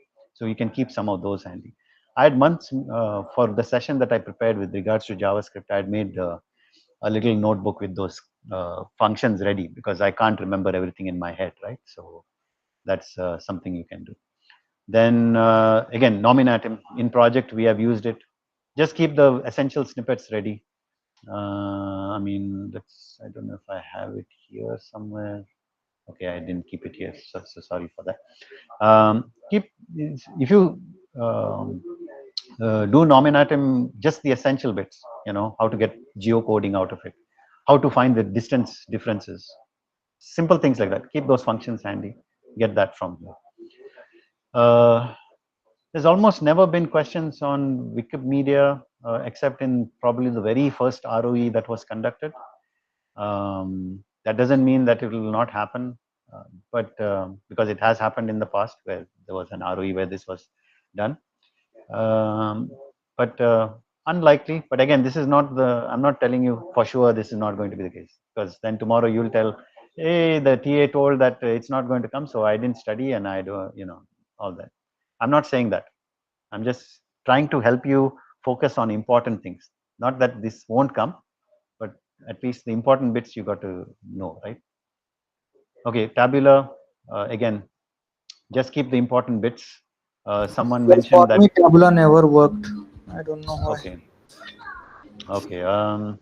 There was a session in week 2. I think it's under optional content, where Amit does a scraping with PDF. I would advise you to watch that one. I'm not sure which exact one it is, but he had done a session on that one. So if you don't know about Tabular, I would suggest that to you. If you can't use Tabular, of course, there are other options like I Love PDF and what was the other one? Trying to remember off the top of my head. It's okay. I can't remember it right now, but I Love PDF is a very good one, and you can use Excel as well to convert a PDF table into a CSV table or a Excel table. So you can use Excel or Tabula or I Love PDF. So try those out and see how it works. This particular example they gave is quite a difficult one. Okay, it's very unlikely they will give you such a kind of PDF. The kind of PDF they most likely will give you is what you saw in graded assignment 2. That's what I wanted to tell you. So where is it? Where is it? Where is it? I'm pretty sure they had given one. Did they not give one for? So you remember this PDF file? So this works in Tabular. I've done it myself.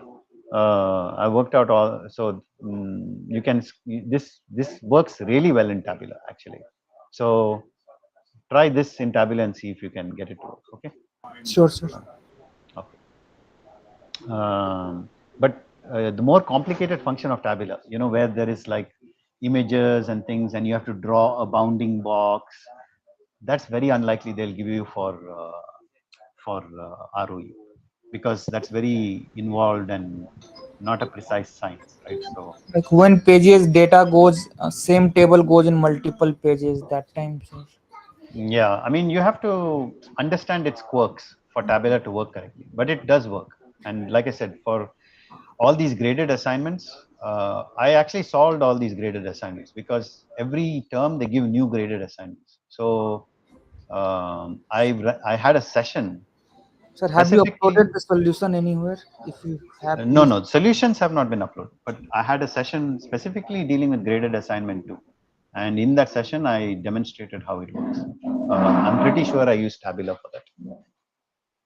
Okay. But it's in the playlist, YouTube playlist. You can look that up. Okay, so that's week 2 covered.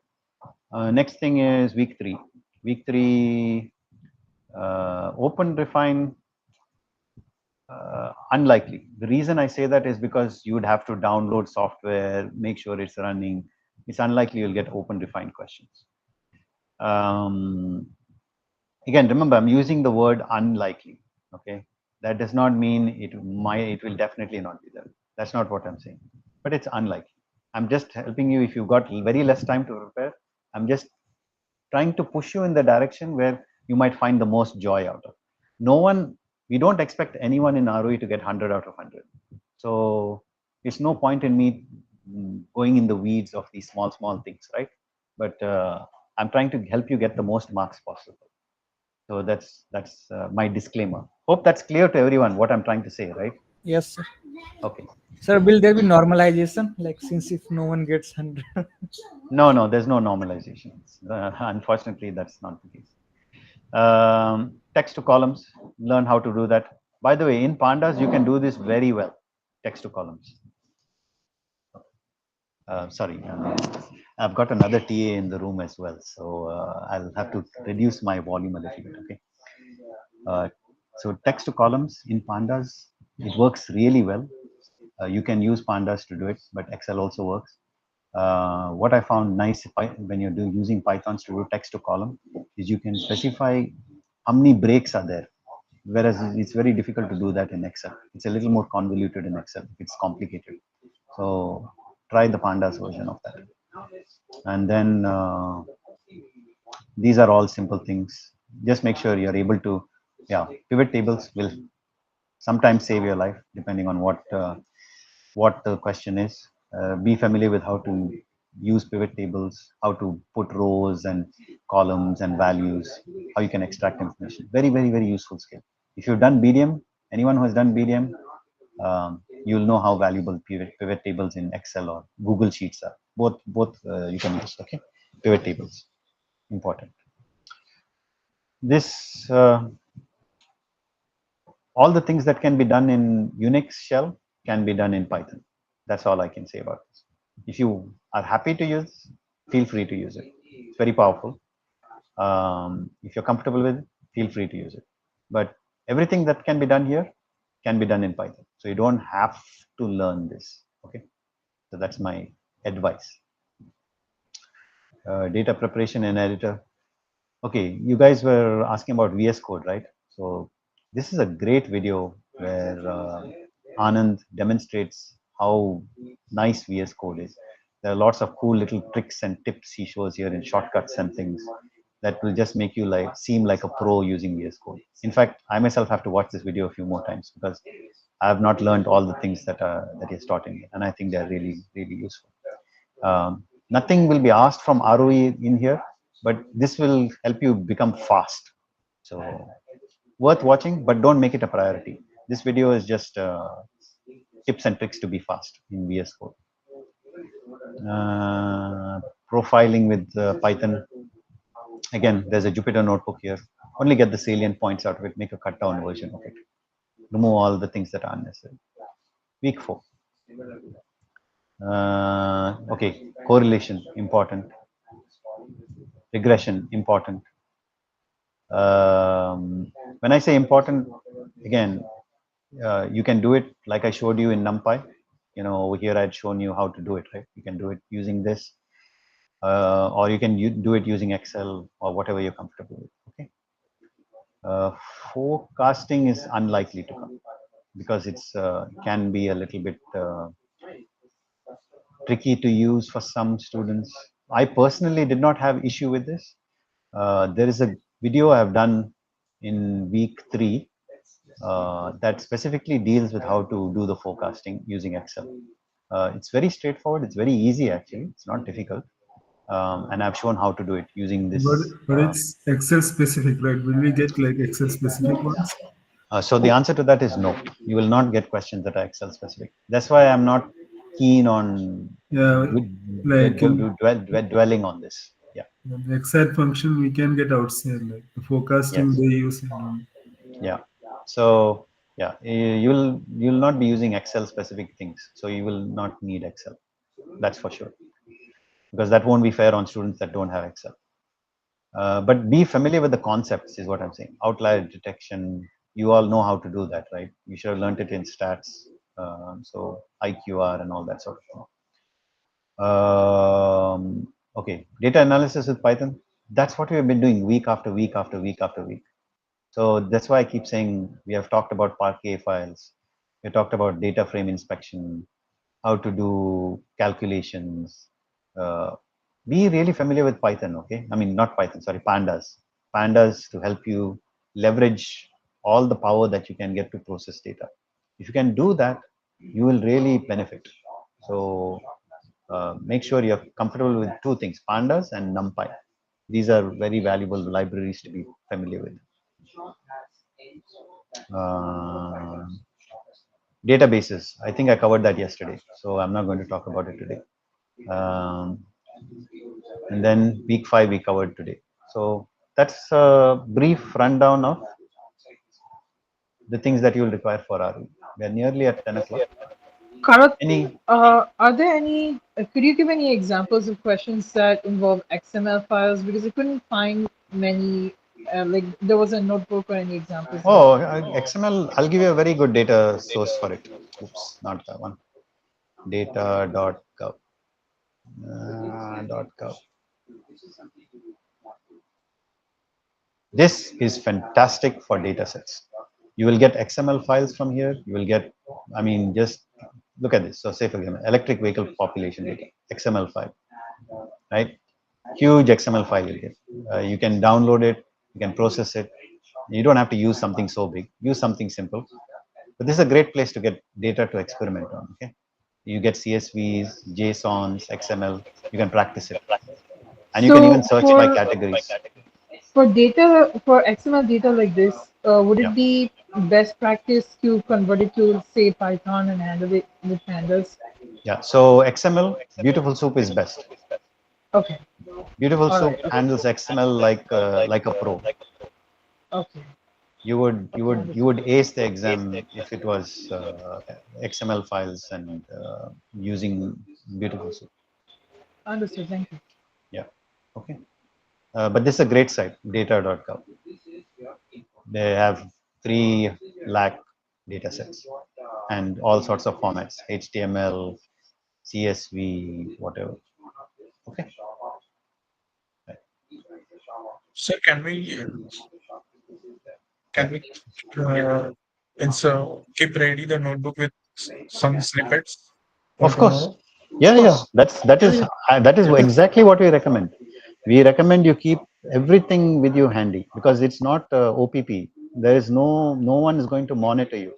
It's fully open book. You can use Chat GPT. What I would suggest is view the session that Amit took 3 days ago. In that session, he has given you lots of good strategies. He talked about training a GPT. He talked about lots of good tips. Please watch that session. It's only about 2 hours, I think. So please watch that session. It will give you a lot of good information. Okay. Okay, thank you. Shruti has raised a hand. So let's, Shruti, what's your question, please? Yes, sir. Actually, once again. Sorry, I didn't hear you. Hello, sir. Am I audible? Yeah. Yes, you're Yes, audible. sir. Actually, sir, while doing the week 5 assignment, I was having main confusion in question 1 and 2. So, like, when some sort of question like those come, so, like, it's most probably likely to come, or like, what type we can practice those questions related to LLM. See, with regards to practice, what I've showed you today, learn those things well. Those Okay, sir. concepts you learn well, because that will help you a lot. And So so that's what I can say. I'm also having some confusion related to the project. So it's a minor confusion Yeah. related to the data type Okay. because in the sample file which was given regarding the answers, it was given that the string should be in the double quotes. Somewhere we are finding that there are years as the answer, but somewhere it's written as integers. Somewhere it's a string. So strings need to be in quotes. Means those years need to be in quotes, or like. Yeah, if it says string, you just enter it in quotes. But one thing I will say, I've been informed, is that the system on the back end is able to handle even if you don't put quotes. But that's what I was told. But I would suggest just follow whatever the grade, the document, sorry, the project statement says. If it Okay, says sir. use quotes, you use quotes. Actually, sir, But there is nothing mentioned, but in the sample file they have used quotes. So that's why I okay, asked, because there is a like 50-50 then going on. yeah, definitely. Then if it says string, use quotes. Then. Okay. And so the second thing is that for the second part of the project, there is like we need to create a folder and then we need to put the other folders inside it. So we need to grant the permission to all the folders which are inside that particular folder, or Yes. So I think if you grant the permission to the parent folder that holds those files, yeah. it is sufficient. But the best way to test it out is ask another fellow student to open it, right? Okay. Okay. Sure. Yeah. Sure, sir. Okay. Thank you, sir. Okay. Or open in incognito mode. Okay. Okay. Next is Shivansh. What question do you have, Shivansh? Yes, sir. Actually, I had two questions. The Mhm. first was regarding the distance calculation using GeoPy and Nominatim. Okay. So I am not able to understand the exact formula that we need to use. Some people use geodesic.km, some others import distance from GeoPandas and use that. We recommend you to use the Nominatim and the GeoPy geodesic library to do your calculations. All right. And the follow-up question, the latitude and longitude that is assigned to a particular constituency, that should be used, right, to find the distances rather than bounding boxes or the minimum latitude or Yes. maximum latitude. Yes. You should use the exact coordinate rather than the bounding box. Okay, that exact coordinate. Okay, sir.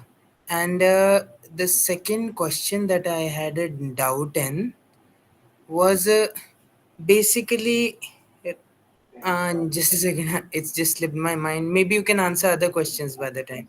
Sure. Okay, Rahul, please go ahead. Sir, my question is also related to this one only. That, this nominatim thing. So, sir, is it like that we have to just tell me the approach? Like, is it like we have to just separate out all the files differently and then choose out the party winners? We have to work on the files individually, the different year files, or would it be possible in the same single combined file of CSV of all the years? I'm Uh, just asking you the approach. I'm okay. I mean, I have to look at the question to give you a clear answer. But I Okay, think okay. you're asking specifically with regards to winners of elections. Yeah. So for different years, there will be different winners, and to figure out the constituencies related to each of those the winners, like which are in the 100 kilometers, and then to figure out who are the candidates there. Like for every year, we have to do it separately, or it would be possible within a single file of all the years. So first of all, you have to find the distances to all the constituencies that Yeah, are within a certain range. So once you right, do that, you will be left with some set, right? Like right. 4 or 5 But constituencies. but they Then will. you have to use Sorry, the sorry, okay. sir. This is where the problem is coming. You said 4 or 5 constituencies. No, it's like for me, if I'm using this GeoPy thing, so I Yeah. think for me, maybe I'm making some mistake there. So it was like 80 constituencies were coming, which were in the 100. So maybe then I'm That I can't answer without knowing okay. your Okay, specific okay. Or constituency data that you set, got, right? Nathathala and all that. Okay, okay, okay. But I do find it incredible that there would be 80 constituencies within 100 kilometers of a single Okay, person. I do find okay, that surprising, I must admit, okay, because okay. some of the biggest states that we have handed out, they generally have only at most maybe 400 constituencies. The biggest okay. ones we have handed out. I'm not Right, saying right. there are no states with more, but the ones we Yeah, handed out specifically to students, we put a filter so yeah, that yeah. there are no more than 400 constituencies. So only those Okay, states we have handed out. Okay. okay. Uh-huh. So within 100 kilometers, 80 constituencies, maybe it's Uh, possible, but it's unusual. no, But okay, so there's some apart mistake from that, maybe on my part. but Yeah, yeah. but let's pretend for a second that it's true. Okay, let's say you Uh, got 80. The next part of it is you choose the latest election year, and from the latest election year, you want to find out the parties, or the constituencies which have won, uh, which belong to the same party as the constituency that you've been in. That's all you have right, to. right. Okay. But we have to choose the latest year because in the discourse Yes. post you have said like somebody has answered there all the years you have to consider. Okay, okay, then it's fine. Okay, Yeah. just the latest year. Thank you. Yeah, I've there is a actually at the very top of discourse there's a pinned post. Have you seen that pinned post? No, sir, not. Maybe I Okay. have seen it, but not Yeah, in that's a detail. common problem. But Okay, at okay, the very top we have pinned it, and it says okay, clarifications about project, and in okay, there I've given all those clarifications. okay, sir. Thank you, sir.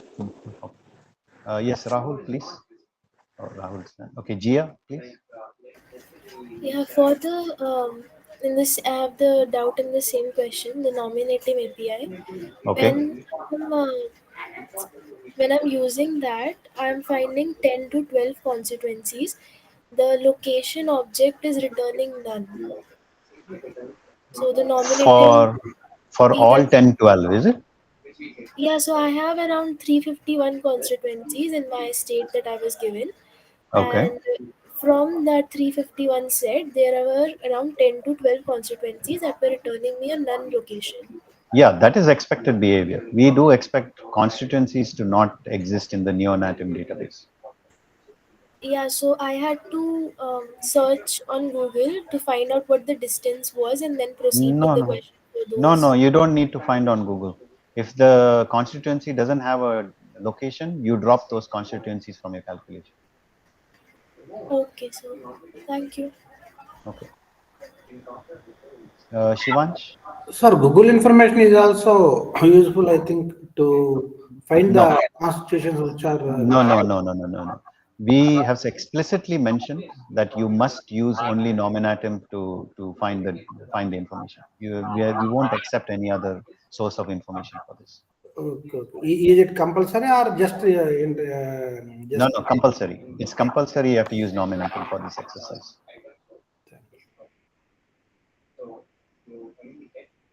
Okay. Saransh, yes, please. Hi, sir. So Yes. there were some problems in the credit assignment 5. I guess the Okay. second question, it said that Okay, there is so a null that. I'm not going to discuss that today because that's finished, right? Graded assignment Okay. 5.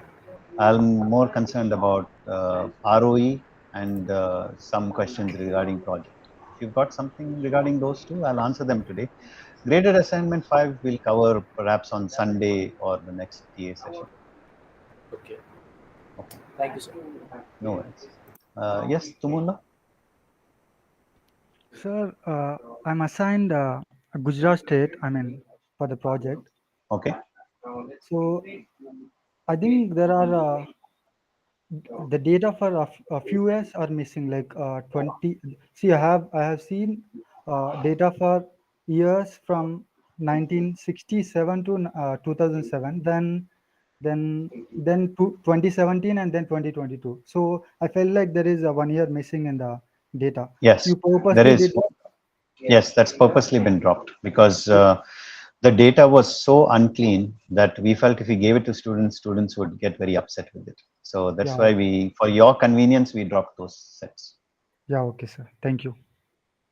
Can we consider this data set as a clean data set and proceed? No, there are some cleaning things you have to do. Because my constituency is repeated twice. Then you have to make a call on what cleaning you need to do with regards to it. That is Limkeda, just it, but it was shown twice, but not in the total data set. Again, I'm not going to answer that question because you will have to make a call on that. To whom, sir? Or better yet, ask your fellow students. Okay, thank you. Okay. Shivansh, you've... Yes, sir. I have got the question. It was related to Jia's question. Actually, the way I had been doing it was I found a lot of constituencies that were misspelled. Yeah, okay. So misspellings, I'll make it clear again. If they are misspelled, there is nothing you can do about it because you have to just take it as being a different constituency. Okay. Don't try to correct misspellings. Understood. Understood. All right. And the second question that I wanted to ask you is sort of related to graded assignment 5, but I just wanted to ask you because in case a similar question appears in the ROE. Okay. So that question is basically you have a particular model, basically GA5Q1, you have a particular model and you need to find this model comes these many models after this.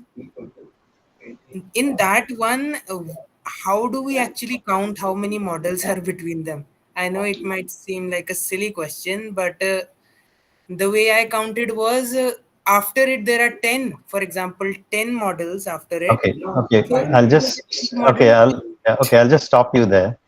You will not get such a simplistic question in ROE. That much I'll tell you for sure, because you'll be given data sets. You'll be I've mentioned this in last Yes, session. You'll be given data sets. Data sets you'll have to extract. Data sets you'll have to clean. Data sets you'll have to that you'll have to get some information out of. That's what you're going to be tested on. They're not going to ask you something like so basic like that. Yes, sir. Or rather, I will say better to be on the safe side. Very, very, very unlikely. Okay, sir. Understood. Okay. Right. Yes, sir. Thank you, sir. Yeah, no worries. Ronak, yes, please go ahead. Yes. So my question was, you told us about the pinned post on discourse of project I'm one. sorry, you're not very audible. I can't hear you very clearly. Could you repeat that again, please? Am I audible now? Okay, yeah, go ahead. Yes. So you told us about the pinned post on discourse for TDS project one.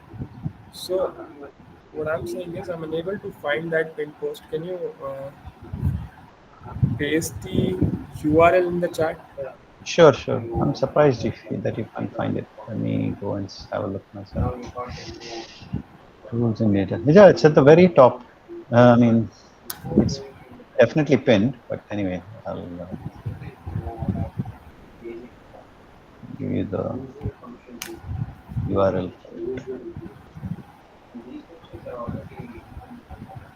That's the URL for it. Also, for any project one question, if there is no year mentioned, then we're supposed to refer to the latest year, right? Yeah, generally that's the default we take. If the year is not mentioned or something, then it's usually the latest year, unless there is some reason not to. Okay. It depends on your question. I'm not, but generally that's a good approach to take. Latest year. Okay, Pratik. Hello, so due to some issues, I did not able to attend the previous session. So can you tell me about any session particularly to refer means for Yeah, helping the yeah yeah. the So so yeah, okay. So with regards for watching previous sessions, the best thing to do is there's a playlist, TDS playlist, and watch the TA sessions on them. They are really, it's not my words. Students say that they find it very helpful. So if you watch those sessions, go to YouTube TDS playlist. That's my suggestion. On there we cover all the topics that we related with ROE. Yesterday's session and even 3 days ago on Sunday's session also it was covered. So I would advise you to watch those first, and then after that watch any other sessions that you have done this term that specifically deal with specific topics that can possibly come in ROE. That's what I would suggest to you to do. okay, sir. Thank you. Okay. Avni, yes, please. Would the ROE be conducted on the SEEK portal itself? Yes, RO will be conducted on the portal itself, just as normal. Any further details, if there are, we have to give out. We'll send an email if there are any further clarifications to be made about it. But my understanding is that's how it's going to be delivered. Okay, thank you. Okay, no worries. Shruti, yes, please. Also, any sort of a recording needs to be done on our end because Seek portal, I guess, No, generally no. records or something. No, ROE is not recorded. We are not monitoring anyone because it's an open book exam. You Okay. can use whatever resources you want. You can open any number of browser windows you want. You can So will use. it show that you are out of the tab for this many number of times because that's No, there's no monitoring at all. It's just like, imagine it being like a timed mock test. It's something okay. similar to that. Okay. So like if I don't share the screen or something because the network issue might persist due to some. Nothing. We don't want Okay. to see your screen. You Okay. can have 10 people in the room, experts from all fields of, and they're Actually doing the correct. ROE for you. Yeah. Okay. Sir.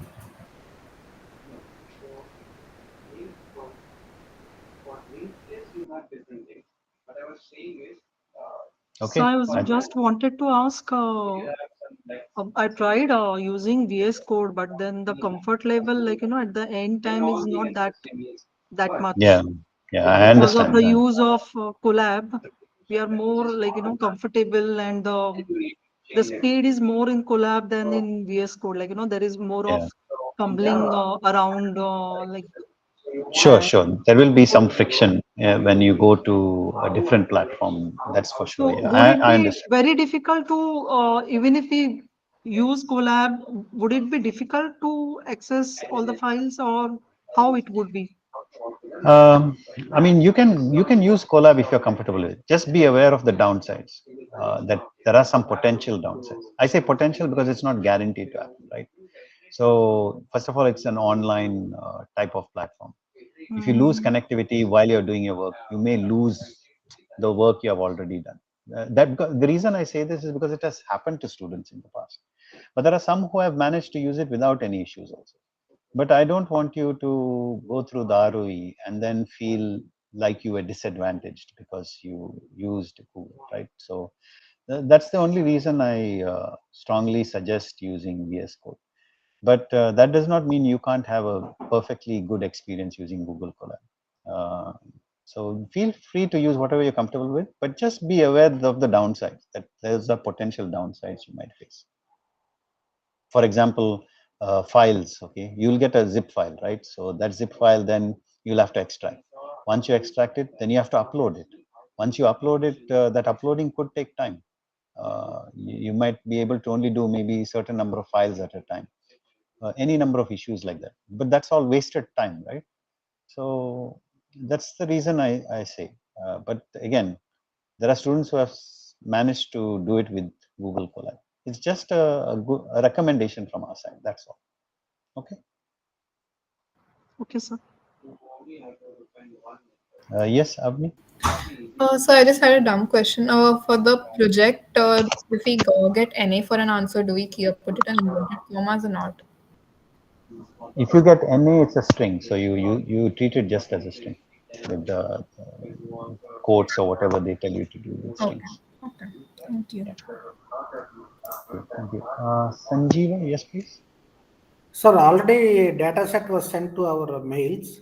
Oh, have they? Oh, good. I'm glad they have. But my question is, can we do some work on these data sets for this night?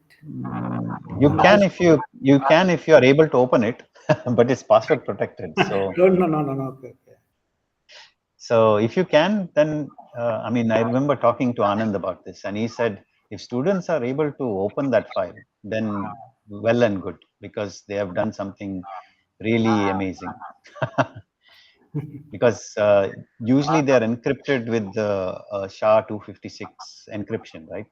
So if that's the case, then you will need a super computer to actually break the encryption, or you need to have written some quantum algorithm that is able to do it. So if you are able to do that, then you deserve 100% of the marks for sure. Actually, I don't know, but I am asking that. Yeah. If you can open it, it's not a, what can we say? Yeah. Contrary to popular belief, even quantum encryption, decryption doesn't work that way. It'll still take a billion years to do that. Yeah, but the point is still the same, right? If you can, Yeah, then exactly. you If you had can an do it, tell us also. yeah, it's an inspirational moment, right? You might win the Nobel Prize. So, Absolutely. So we'll all celebrate together. Right, Venkata, go ahead, please. Yeah, I have a doubt in this nominatum question.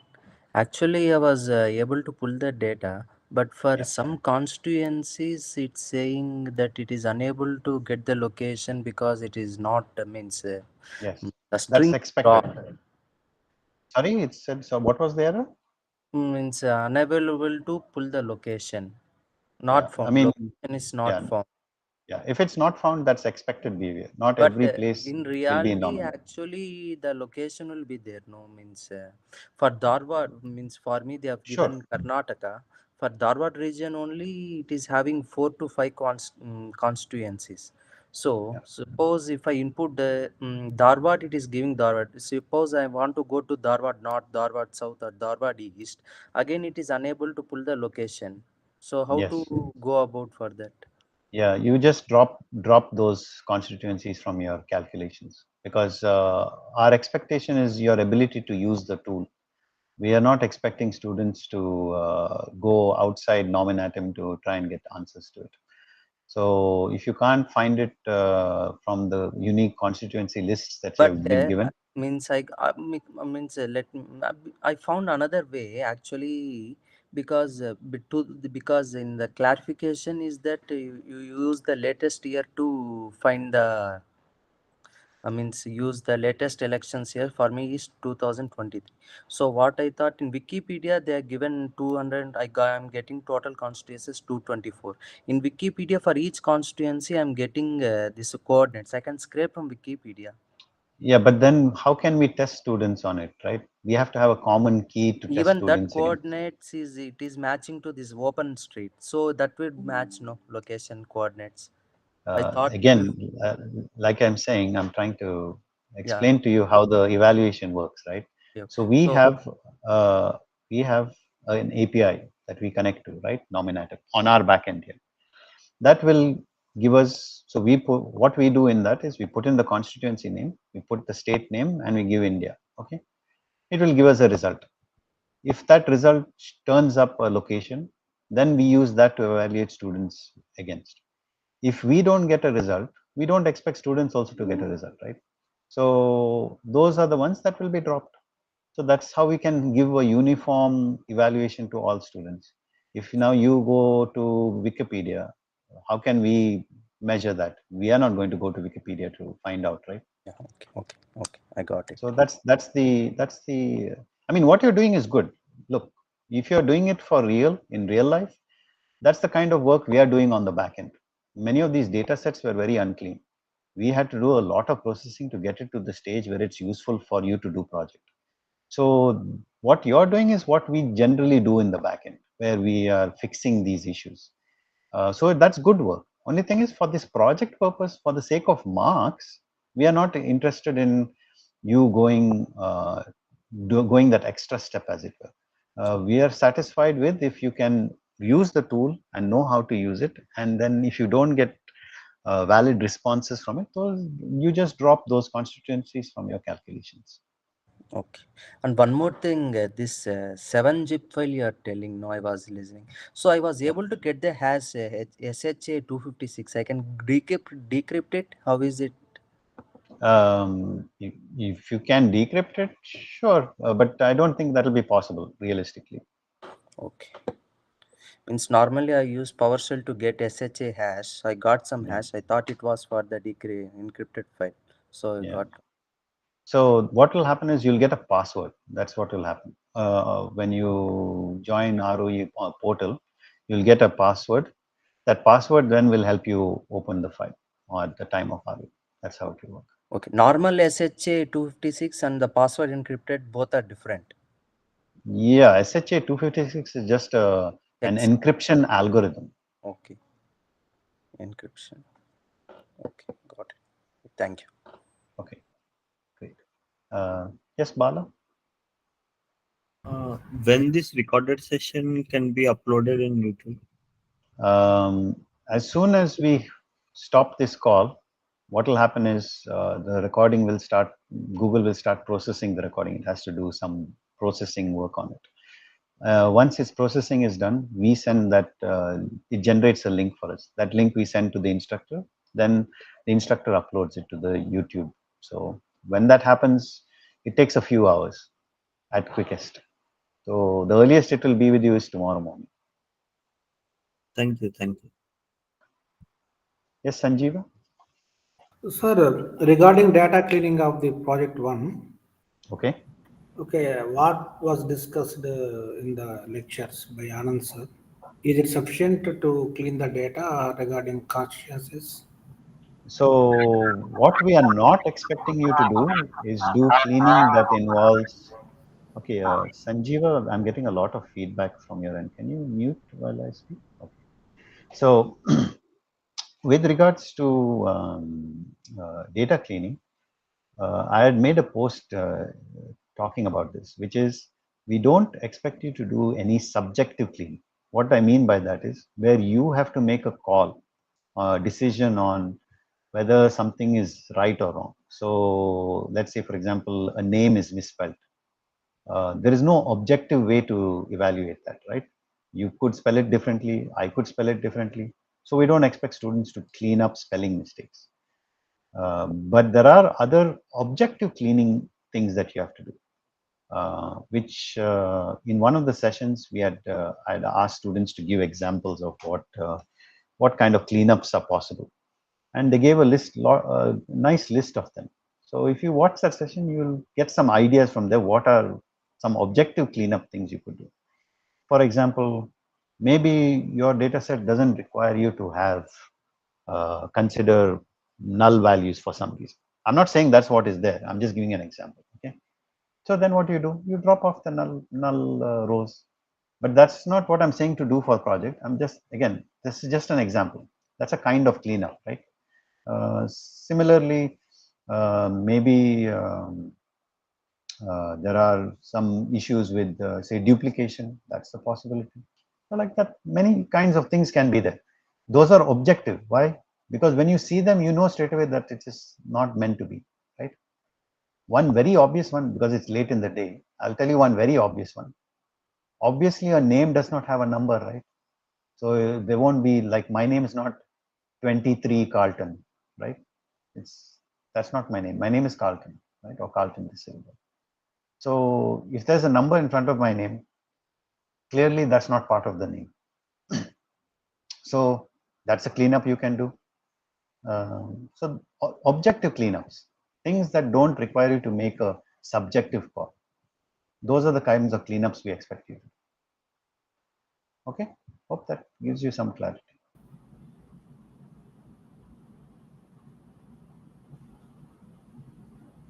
Okay. Hello, sir. Okay, I don't know your name. Vidyesh, is it Vidyesh? Yes, sir. Hello, sir.